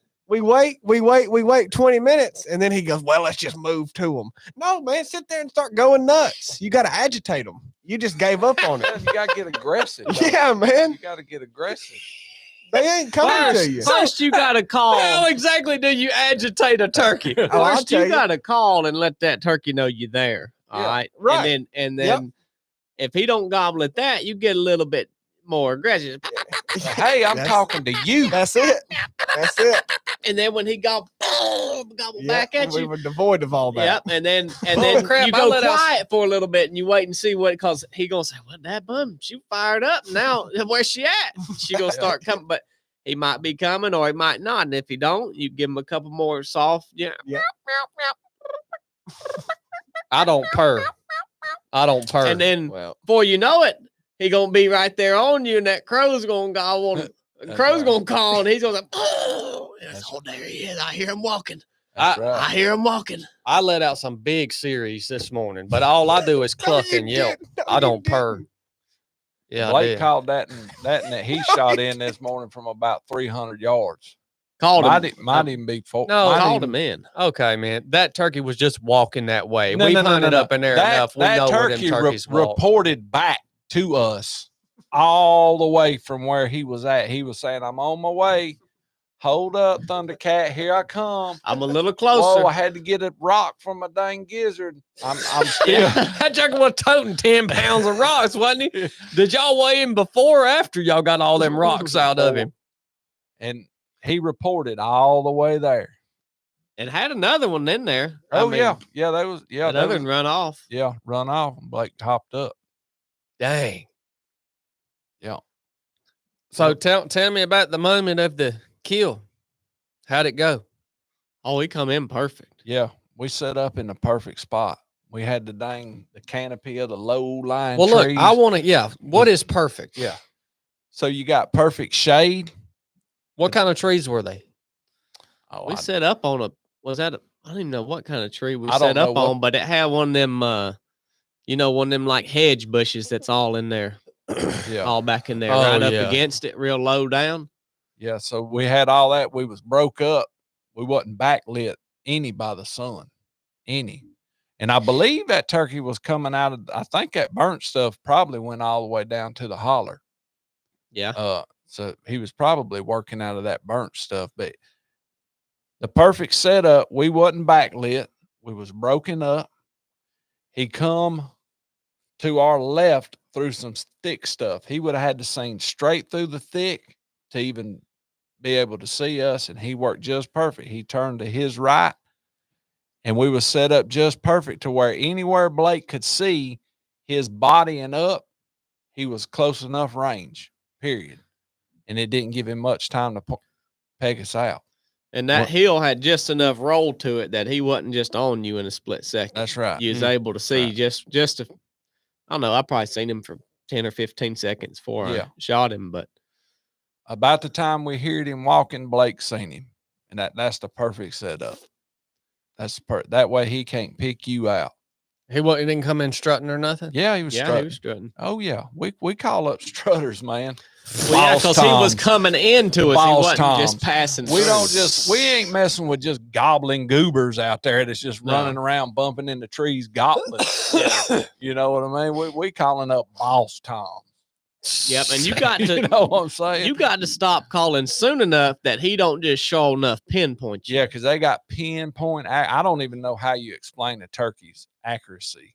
Like no, Me and Blake were talking about that the other day. They can hear a sound and they can know the exact direction and distance somehow. Yeah, they know exactly. Because I called one in the other day. I was going down there to walk my dog, and that joker fogged off right in there. And I ran back in the house, put the dog up, put my clothes on, walked down there, called to that turkey. He fogged off again, but he come in to where he knowed he could see down in there where I was at. Was he up higher than you? I could see him. He came off the hill because turkeys travel in draws. I was sitting in the draw. He came off the hill because they travel in draws. He came off the hill because he was ready to travel. He was just sitting on that hill, fogging off. They fog off on the. No, look, they fog off on the hill because they know sound travels. But when they're ready to move, they drop off the hill and travel up the draw. So I was waiting for him down here, but I was too far back. When they drop off the hill, as soon as they get into the draw, they parallel or contour the bottom of the finger or the heel that they came off of. So I was too far in the center of the draw. I should have moved up to where I could have shot right into the base of that finger he was on. But when he come down, you know, he had his head up. They look at you out of one eye. Yeah. And he was looking and he could see all down in that draw. And he knowed exactly how far I should have been and exactly where I was at. And when he didn't see a hen, he just kept right on walking. He didn't come no further than he had to be able to see where he knew that sound came from. Yeah. See, that's where you messed up. You don't. Yeah, You didn't have the perfect setup. No. Yeah. And you know the funny thing is, you too worried about killing. You ain't worried about hunting. All I got to say about that. well, you know that was the turkey that he shot, and so we have evidence that it didn't go into an orbital, Judge, Yeah. because that he said that turkey was going from left to right. All right. That's the first funny thing Blake said in 2 years. Well, Blake, I thought you shot this turkey. No. Mm-mm. Yeah, that's the one he clean wounded. missed. Listen, I Yeah. clean missed because all I could see was neck up on the No, one Blake, that. you clean missed and wounded one. That Well, the was wounded one died. Chad attested No. during open court that the turkey was wounded so bad that it will have died, and that wasn't, in his words, there was one less turkey that we could hunt because it was wounded so bad that it would die. Well, it did Now- die. You shot it. He shot this one as it was moving from left to right. Cornbread, where was all the feathers missing out of the breast? On the right hand side of the turkey. Okay, Was well, then moving that that would have been way. opposite because that turkey. No. Left. You were sitting here. He's coming from your left to the right. No, he was actually that one I shot at. He was look. He was on my Such a left. liar, dude. No, I'm being straight up with you. He was on my left. It's wild when he lies. No, like you that. told And he me, came in you like showed this. me the specific spot. You said he was moving from here to here, just past that little log right there. He was So going if back I would over. have shot him and missed him, it would have been on his. I would have hit him on his left side. The way he was moving. That's Negative. some wazoo crap right there, buddy. So that was an interesting fact. You know, when we thought, well, we're glad we can come in here and clean up a mess and improve the environment. that So you he's- think y'all both wounded one this year? No. Well, I killed one and didn't recover it. I missed total clean missed one. And then here I've cleaned up the one that he wounded.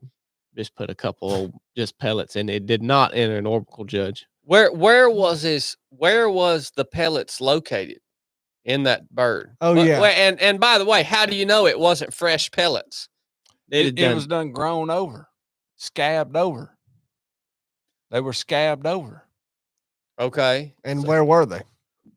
I have video that we will bring up next time and show Oh, you. Yeah. Okay. Did you post any of this footage on Patreon? No.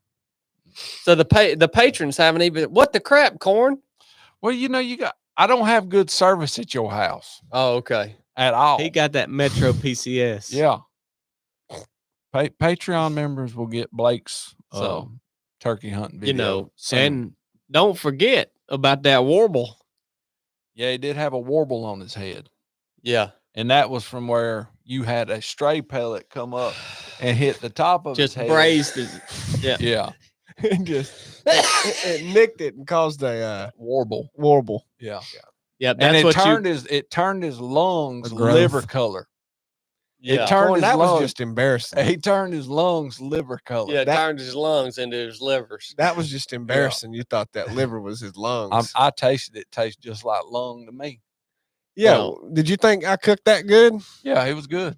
It was good. So All they right, wasn't it? they cleaned this turkey, and I ain't kidding you. This turkey had a bucket full of rocks in him. Yeah. And then he had a whole darn mess of acorns and greens and I ain't never, Autistic I Blake ain't never tried to seen give 'em one to that us. full. no, never. I wonder if it ain't to do with him being wounded. I wonder if he just didn't have nothing to do all day but sit around and eat. Maybe Well, so. You know, them turkeys, people may not know this, but they've got rocks in their gizzard and they got whole acorns that they eat go in there. Just Crop is what that guy called it on the YouTube video. We call it the crawl. But you think, how does it get digested? It goes in that gizzard with all them rocks, and that gizzard sits there and grinds all that mess up and then pumps it out in just this old ground up Yeah. whatever it is. And that's why they get all their nutrients of it. So what Corn told me, some people collect them rocks and keep them gizzard rocks. I tried to give them to him. I harvested them everything. Tried to give him them gizzard rocks, and he wouldn't. Well, that was from your bird. You He- need to keep. well, them we for your killed turkey. that Nobody together. wants your rocks out of the gizzard of a turkey you killed. Me and Corn killed that together. Should have brought We them did. home. It to was- your kids. I was kind of picking a different kind of setup, and Corn said, "Well, the limb's a little bit lower over there, and I think I'd be a better spot." That's where we moved. Perfect setup. So we kind of did this together, you know. why would you collect a gizzard rock? You Trophy, know, boy. you remember when you looked at them, how you said, "Oh, look at that," and it looks as if it's been polished.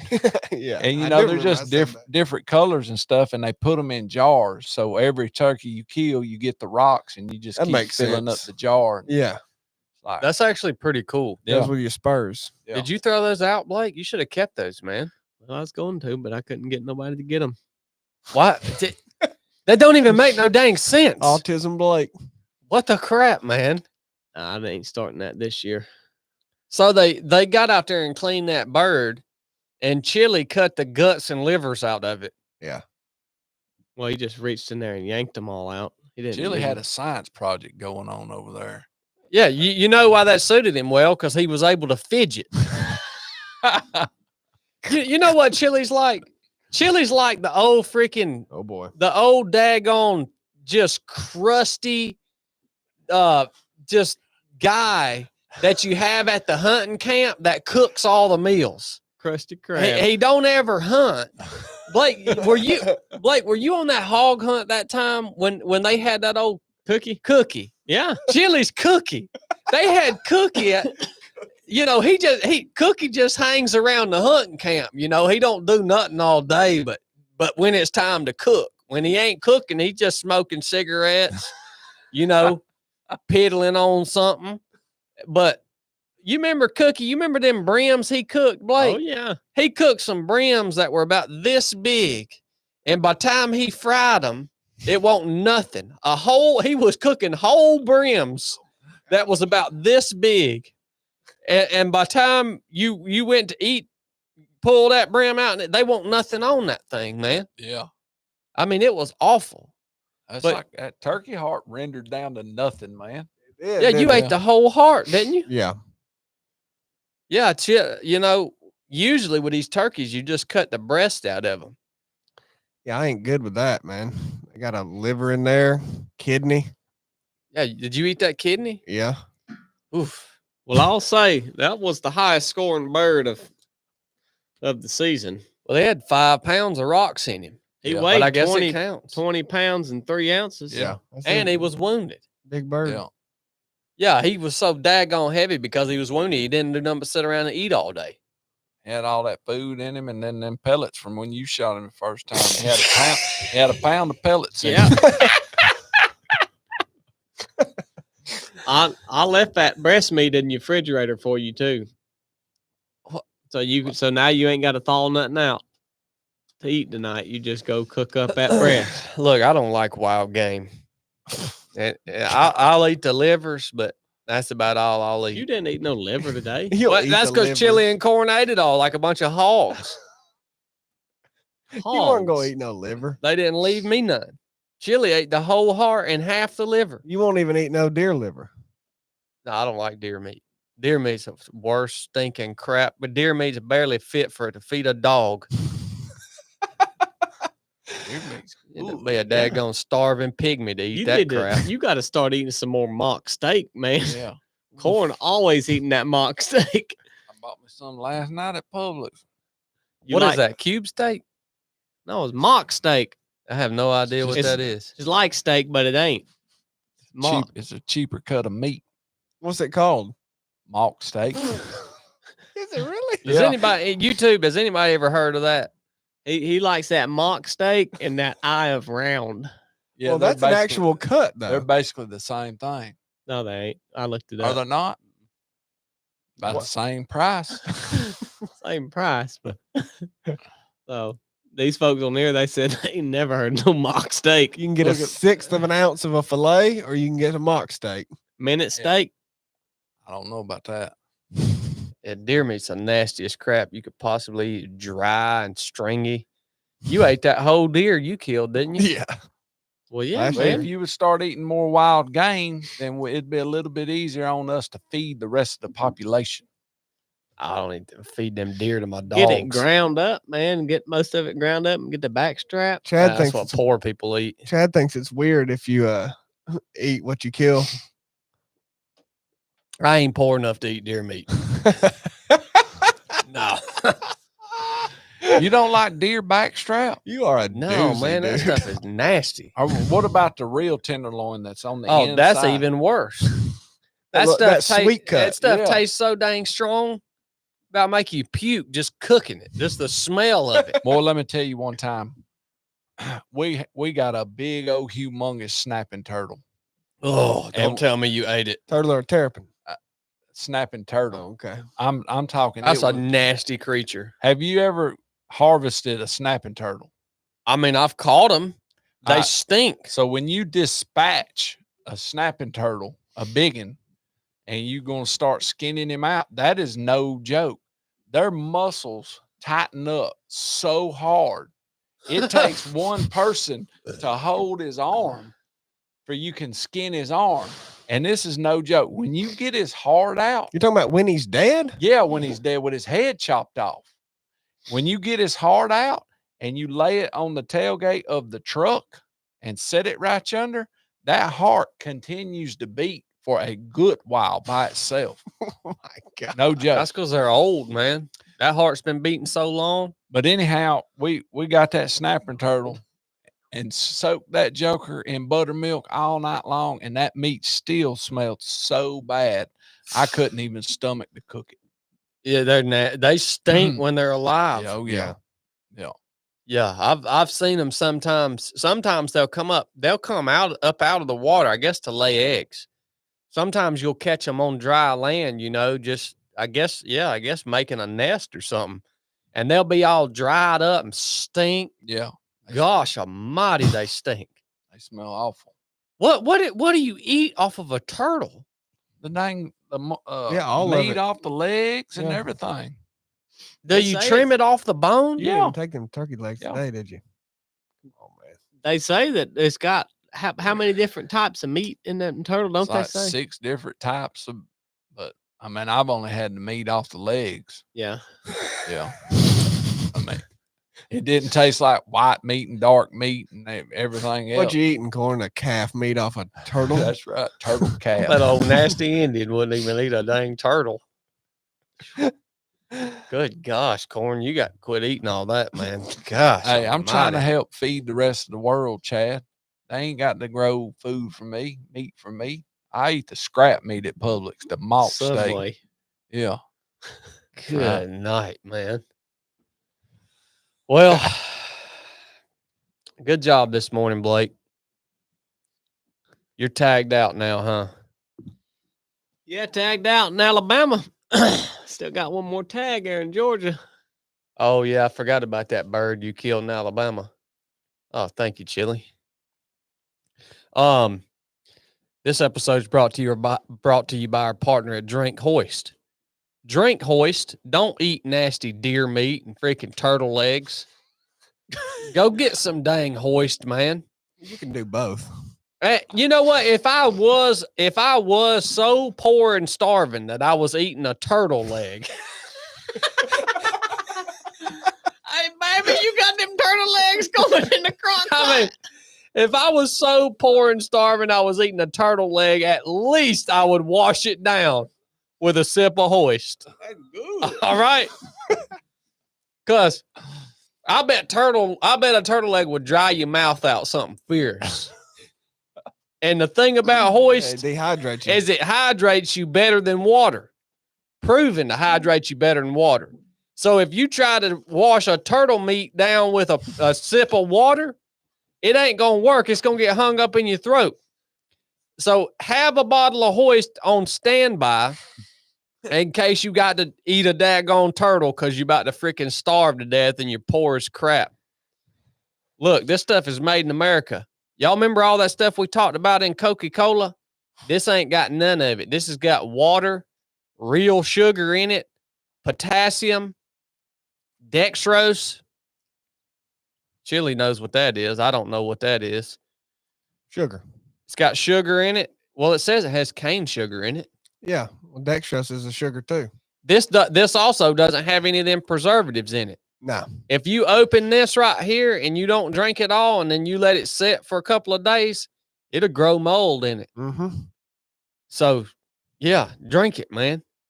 It's just- Electrolytes. we've been stevia. using hoist for a long time now. I used this the whole time I ran Cocodona. Yeah. And it sits well with your stomach. The reason it sits well with your stomach is because your body can process it. It don't weigh you down, It man. daggum tastes good, man. It That's tastes one reason good. it sticks with your stomach. I guarantee you. Yeah, I drank it all that time. I never got tired of drinking it. IV level hydration. Check them out. Hoist is more than a beverage. It's battlefield proven. IV level hydration. The military, I think it's one of only 2 hydration supplements that has been approved by the U.S. military. I think it's one of only 2. It absorbs instantly and replenishes your body immediately. If you daggone sweat, if you're a fat and you're trying to get in shape, if you're out there getting after it, if you're dumb enough to try to eat a turtle, get you some hoist at drinkhoist.com. Made in America. If you get to see that video of me killing that turkey, look at my vest when I'm running up there. What's in it, Corn? Hoist. Well, you Got look, that you're going to post hoist that pack. video on Patreon. Yeah. That's what I'm saying. If you get to see it, if you're on Patreon, you get to see. I did a hoist flopping in my I did a Patreon exclusive video yesterday, man. If you guys want to support the show or want to see all this behind the scenes stuff, go join us over there on Patreon, man. I guarantee you, it's a heck of a lot better place to be than the stinking YouTube. Well, we're dropping a lot on you right now, but I've got 2 things to tell you about. One is not on our website. Shay Butler has developed it. What, Blake? Is Coco getting that new website up? Oh, yeah. All right, Coco's working on a revamped website for you guys. How about that? Coco, Deal. if you're listening, you better daggone get on it, man. All right. We ain't got all day for you to sit around and piddle around on your computer. Get to stinking work, Coco. First honorary mention of Coco on the cast. You getting excited about that website? Yeah, Well, I am excited about that. She's also going to create a pretty cool newsletter for you guys. I'm really looking forward to that, man. well, you better be writing the material for it.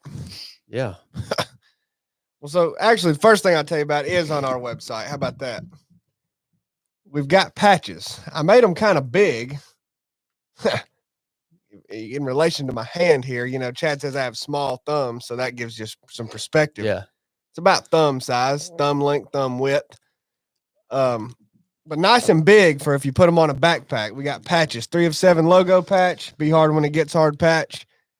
I think this would look right nice on a tactical vest. The first set of these, the very first set is owned by Too Low G. That's right. Yeah. The very first. He set. has the very, so you won't get the very first set, but you can get some of the supplementary I pairs. put them on my plate carrier. They look good on there, man. Yeah. I like them. Yep. So if you wanted a patch, a lot of you guys have asked for them before. We've got them now in the store.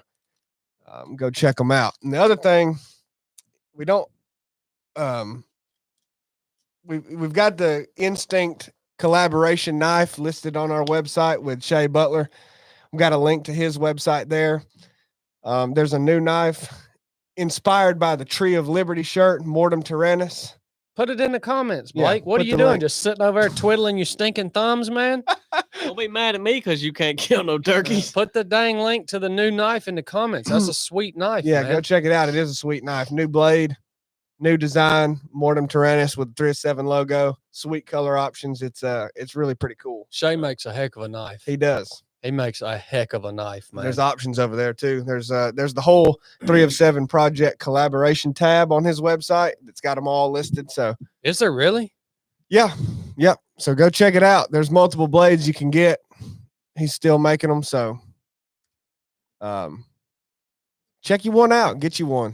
Yeah, he makes a heck of a knife. This ain't your daggone Ozark Trail that you No. buy in the freaking outdoor section of your Walmart. It could be a pretty good hunting knife too. That Instinct, man. Yeah, it could be. You could kill somebody with it, hunt with it, chop wood with it.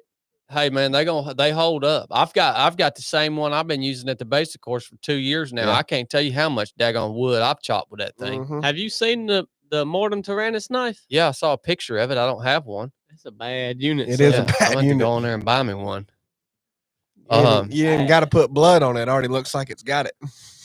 Oh, look, Blake actually did his job and put it in the show notes of the episode. Good Praise job, be. Blake. I didn't put it in the show notes of the episode, dummy. I put it in the comment. Well, put it in the show notes too when we're done here. I don't post the show. Look. Look, Look, you are not going Yep. to get Look. insubordinate on this podcast. And I think this guy's name is Chad. Look at this hat, man. This is a nice hat. Let me put this on. San Diego County Sheriff's Department. you got super chats, Blake? I want to know how this looks on me because I was actually thinking about becoming the sheriff. In San Diego? No, around here. You're so freaking wild, dude. How's this look? Does it fit? I mean, does it look good on me? Yeah, it actually Yeah, it does. does. Yeah, look I was good, thinking yeah. about becoming the sheriff. Just Well, a county when- sheriff. When you're a sheriff, you got to wear either a cowboy hat or a campaign hat. I've got this, a patch. How do you become the sheriff? You run for it. Yeah. What does the sheriff do anyways? He runs the sheriff's department. What do they do? Well, it depends Be where honest, you're at. Corn. But it depends where they're at. Some of them just serve warrants and do civil stuff, but some of them actually answer 911 calls too. You think it's important to have a good sheriff? I do, absolutely, Mm-hmm. 100%, Mm-hmm. 100%. I'll be a good one. Vote for me. I've got the hat. I'm well on my way. And somebody else also sent me this picture of myself. That's a burnt creation. Burnt Creation. Got that right there. BurntCreations.com. That's pretty cool. Yeah, I might let you take this home with you and hang it in your bedroom, Blake. Nice do picture of Chad. Yeah. Yeah. That's pretty cool.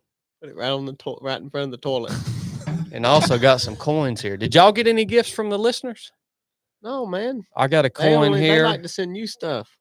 Thank you for your service, honoring all who served. And then I got another one right here. It's pretty cool. Well, Corn gets Put on the gifts, whole too. armor of God. Yeah, the Oh, listeners yeah. didn't send you guys. What'd you get? Well, he Corn? gets gifts all the time. He didn't get nothing today. No, I didn't get What do you nothing. think about them coins? They're nice. Mhm. They're in some nice cases here to keep them I nice. do like that. Cornbread, are you getting gifts, man? You're the most. You've become the most inspiring person at 307 Oh, Project. no, hockey. Yep. No, show ain't. Yeah. So thank Yep. you guys for sending this stuff. I do accept gold. Go ahead and tell the P.O. box because look, Lil Virgil just commented, said he's going to send you some fancy shampoo. What's the address? I don't really take showers, little Virgil. You can pass on that shampoo. No, how about I no? haven't showered in Little multiple Virgil wants to days. send you a gift. I want to just Yeah, don't be disrespectful to that, LV. yeah, that's Look, kinda, send me gold, man. Tell him, Chili. Well, Little Virgil can send you what he wants. Someone else can send you Canadian gold. What's Little the- Virgil what's- don't have any Canadian gold. What's the P.O. box? 454 P.O. Box 454 Rome, Georgia 30162. There you go. Send me some stuff, man. I'll show it on the podcast. And what you got, tech guy? Got some super chats come in. I've been seeing them roll in. I seen Yeah. some feller said, everybody send a super chat because we need this podcast to last for 5 hours today. Carrie McCleary has just been blowing it up. Yeah, that's the new LV right there. She has been blowing it up, son. All right, we got Marty Bingham at 1999. Overall, Marty. Marty's coming to Rock Course. He isn't he? is. Word Hey. on the streets that Bigfoot heard y'all are looking for him. Says he ain't too bad worried because he done seen you trying to kill a turkey a while back. He better not be down in the holler chat to get him. ACS 92 coming in at $4.99. Dear 307, this podcast is bussin', no cap. Bill, Oh, gosh. Yeah. Went back in time on that one, son. thank you. Marty Bingham coming back at $19.99. I'd Marty. like for you to consider waiting until after the end of September before you mess with Bigfoot again. I'm just saying. Roger that, Marty. Well, Marty, you're a wise man. I might take your advice. James Wright coming in at $1.99 said Chili, the fish trip killer. Oh, dang. He gave $1.99 just to be able to get that shot in at Chili, man. Well, what did I do? We were all going to go on a deep sea fishing trip, but we can't get Chili to come with us, so we had to cancel. Wonder when that got pivoted to me. Mm. I think Blake threw it off on you. Oh, okay. Well, Yeah. I'll allow Blake to do that, but you Well, know. no, if you want to go, I'll book it. But you didn't seem that interested the other day. Oh, so that's how you put it off on me. You didn't want to go. Chad and you didn't want to go. So you just said, well, we'd go, Dad, but No. Chili don't want to go. I And if Chili want- don't want to go, then we can't be out of town. I want to go. Corn's impartial. I mean, Dad, we want to go. I mean, we'd love nothing I'll more. go ahead and tell you, I'd about rather eat a turtle leg than go fishing. I mean, I don't give two craps about fishing. I like to deep sea fish myself. I like to deep sea fish Oh. myself. Have too. you ever been? No, You ever been? no, but I You- never said I wouldn't You go. want to go? Look, man, once you've caught one fish, they're all the same. James once Ward, James was pumped about it. He I'm- said, I know I can't shoot, but I'd like to go fishing. once you've caught a I'm more of stinking your- fish, you've done it all. I'm more your freshwater fisherman. You'd like to fish the flats or something. I'm a freshwater guy. you know. Now Light tackle. there I don't is know a about all this deep sea fishing. there is a good time to go fishing. The only good time to go fishing is in the middle of the Georgia summer when you've done everything else that you can possibly come up with to do. Everything else is done, and you sit down and you say, there literally is not a single other thing that I can do that's productive or not, and it's too hot to even go outside. Then it's a good time to go fishing. Wow.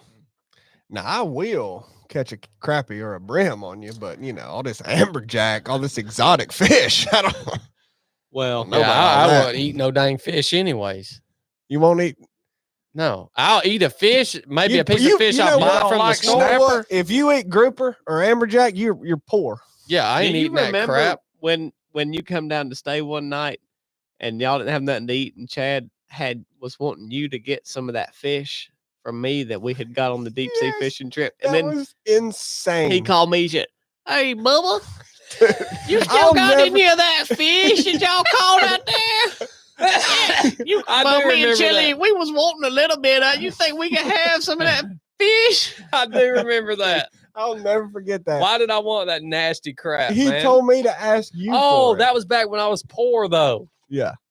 Yeah, that was back when I You was told still me poor. when you left, you called me. Me and Blake were together, and you said, "Well, you asked Blake for that fish," and I said, Yeah, because he wouldn't give me any more. I didn't think. "Well, He had done something to tick me off. And so he was trying to use you. but I thought you And- calling me to ask if Blake will give you fish." I remember you was like, I'm not asking him. Yeah, You called him. that pissed me off. It made him mad that you wouldn't do it too. I know it did. We were all just pissed at each other, Fish is nasty. and we never ate no fish. It's Bones in it, veins in it. We had Jonathan come in at $10. With all the food in the world, it still wouldn't be enough for Oprah Winfrey. Whoa. There you go, Jonathan. Or Hillary Clinton. Jay Leslie Nielsen come in at $10. God bless you and your family. Thank you, Jay. Glenn, the storyteller, coming in at $19.99. Thank you, What Glenn. should the church in USA do better? We're doing what Jesus and the Father liked us to do. What? Well, you should be a light in this world and share the gospel and follow Christ, and that's what you should be doing. Loving people, loving the Lord. That's what That's you it. ought to be doing. Somewhere in Texas. What the USA could be doing? Let me tell you, man, this country is not ever going to be what you want it to be. This place is done, dude. This country is done. Get over it. Look, y'all all thinking this. Look, man, no. Don't even worry about what the USA should do. This place is done, dude. Told y'all that already. Somewhere in Texas coming in at $20. Come in with the strong arm emoji, the kiss face, bang bang, racing flag, cornbread. Woo, let's That's what go. I'm talking about. Heard that. Somewhere in Texas. The Garfield fam coming in at $5. Can't wait to come train with you all this September at the ROP course. Love y'all. Be blessed. Yes, sir. Looking That's forward to Nathan. it, man. Yep. Rock course is rough, boy. Sean Wright coming in at 10 pounds. Did Chili watch East versus West? Oh, 100% I did. We've been Don't get him fired up on that, That's, Sean. yeah. What the crap is that? That Come was on, man. arm wrestling super match, son. Oh my gosh. I watched Muratov, Devin Larrett versus Levon Saganashvili. You guys are freaking lost it, man. I wanted Devin to win, and he got housed. Mm. He ain't got that pronation like me. You know what I'm talking about when you go like that? Yeah, whatever. James- Arm wrestling's gay. James Wright coming back in at $1.99. Are we going fishing? Darn. Gatekeeper PVVQ $1.99. What color does Chili wear when hunting? Blake gave him a leafy suit. Well, no, what color I wear. All this, you know what else is gay? Is camo. Why you got no, man? I wear whatever freaking I got on. That's what I wear. It don't matter what color you got on. Where'd you get that Rolling Thunder or Thunder Chicken hat Corn at? gave me this hat. No, I like this hat. I said Mozzie Oak. Yeah. Yeah, we wear that Mozzie Oak. Look, Unless we're deer hunting in a tree stand, then we wear real tree. what you have on don't matter to these animals, man. When I'm turkey hunting, I'll sit down on the ground In the holler. and I Spent my dollar. literally become a stump. Look, don't nobody care what you do when you turkey hunting. You got two opportunities don't to neither. shoot at a turkey this year, and you missed one of them. I visualize myself as a stump, and that's what I become. Me and Corn was talking this morning, and we said, we have missed some turkeys this year. Now we will miss some turkey. We will. But we said we have spent more effort into our hunting ability than our shooting ability. So when Yeah. you get many opportunities to shoot because you're such a good hunter, you can afford to miss. That's Yeah. how you drag the season out Yeah, that's right. and enjoy it. I plan my hunting that way. Yeah. It's planned like that. I agree. And I so, intentionally miss a lot of times. A lot of times I intentionally miss. say, got him. Yeah. Got you. Boom. They probably gobbling at the house right now. I can't even go walk my darn dog without a turkey gobbling. We got Clock and Floor coming in at $1.99. Everyone put a super chat and make this pod go for 5 hours. Funny. Man, clock and floor. Carrie McCleary coming in at $1.99. Carrie she is. McCleary coming in at $1.99. Clock and Floor coming in at $1.99. Super chat decoy. TJ McLaughlin, $4.99. Looks like Chili might have a new nickname after this morning's hunt. Yeah, Cookie. Fidget Spinner. Oh, Much love, fellas. Stay blessed. He is a fidgeter. Thank you. TJ, that's a ROP course graduate. Clock and Floor coming back in at $1.99. This super chat is, in fact, another decoy. What is clock and floor? I don't know. That's for him. Clock and Floor. What's going on, A man? clock, because a clock don't go on the floor. Is A that clock unless goes it's a on big- his website? Unless it's a big stand-up a clock goes on the wall. That is. Maybe he's got a website. There's clock and floor. Look, there's a place down here in Rome that it's got 2 old jokers in it, and they work on clocks. That's what they do. Do you like a grandfather clock? No, I hate them. You go in this shop down here in Rome, and it's just like 1,000 clocks ticking all over the place. They've got a whole dang room of nothing but clocks. They adjust the time on them constantly. I You don't know know. you got to. Yeah, I mean, They get off. it's pretty wild. That's all they do is work on clocks. You like a pocket watch? Yeah, they'll work on anything you bring in there, any sort of clock. Carrie McCleary coming in at $1.99. Thank you, Carrie. Thank you. Travis Van Ness, $9.99. Reaping and sowing. That's right. Thank you, Travis. LV coming in at $4.99. Gave some kind of little weird dog thing. Says Bravo on it. That's what I'm talking weird about, dog. LV. I like that. Chili That's Jr. coming iconic. in at $1.99. Said, you can't ground me. Oh, Chili Jr. is back, son. Okay. Well, I'm not going to say much to that other than you will not hear from Chili Jr. next week. Somewhere in Texas coming in at $20. Chad for sheriff. That's what I'm talking about. Thank you, somewhere in Texas. Mark Stoddard, $4.99. Do you brothers ever get along? Can totally relate. Bless you all. Thank you, Mark. Carrie McCleary, $1.99. Thank you. Muscled up runner Greer, $9.99. God bless and love you. Steve Greer, love you. Hashtag Florida Crazy Cajun 85 coming in at $19.99. Good grief. night. Chili Jr. coming back in at $9.99. He said, on a more serious note, I do appreciate what y'all do, and y'all have convinced me to run my first ultra, and I thought taking Chili's last name would help. Look, Chili Jr., you do not break character. Do not freaking break character. All right, I appreciate the super chat, but I do not appreciate the fact that you just break freaking character in the comment. You're a kid. Now you put don't another run. super chat in. You're a kid. You don't run ultra freaking marathons, dude. Hey, don't talk to my son that way. Put another super chat in, and You're worried drop about- character. Look here. Hey, don't talk to him like that. You understand? You're worried about being grounded and Chili not feeding you the right cereal and crap, man. Hey, that's enough. Never break character on here if you've been in here on the super chat. That goes for you two, LV and Carrie McCleary, wherever you came from out of nowhere. She doing it. You need to figure out who you are on here, all right? We got Carrie McCleary coming back in at $1.99. Yeah. Now- Jeff at $1.99. Freedom cost $1.05. God bless y'all. Darn right it does, Jeff. Triple Glades, law. Glades Dan, $1.99. Florida Cajun Crazy 85, $9.99. Thank you, buddy.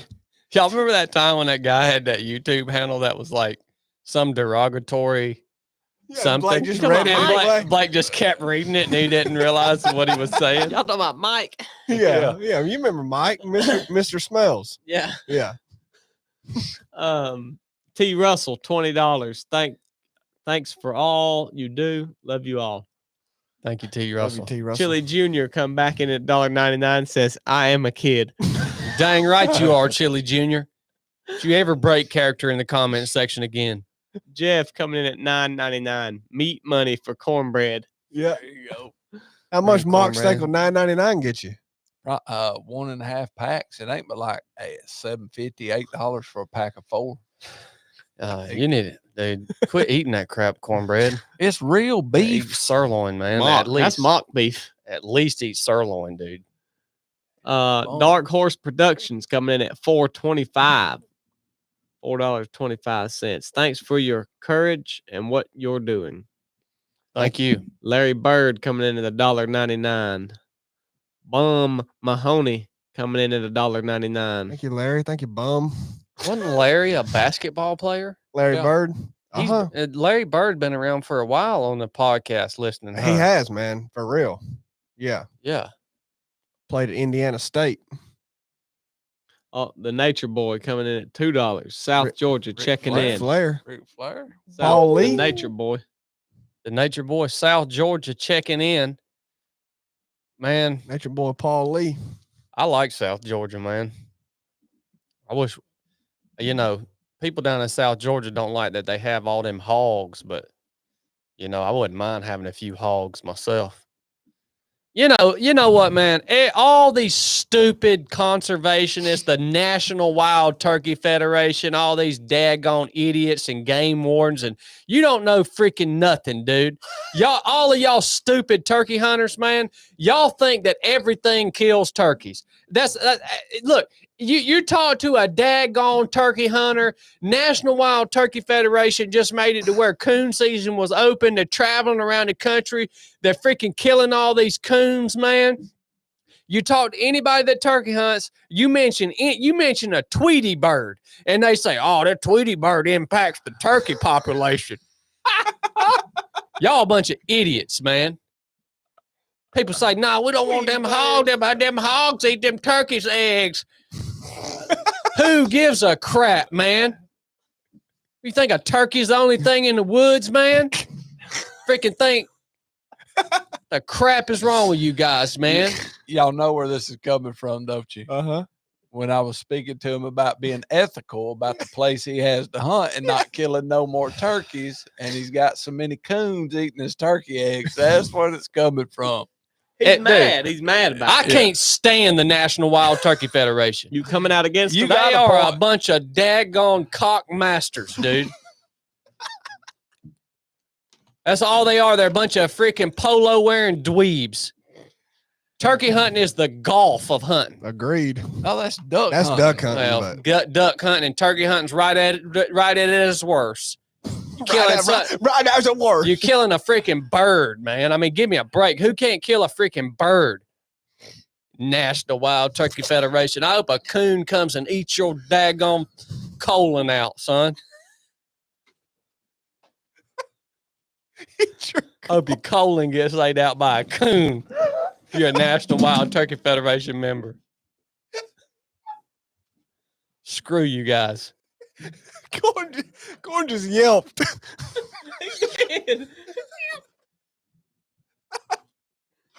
Yeah. That's when you run for sheriff. You say, I hope a coon eats your colon out.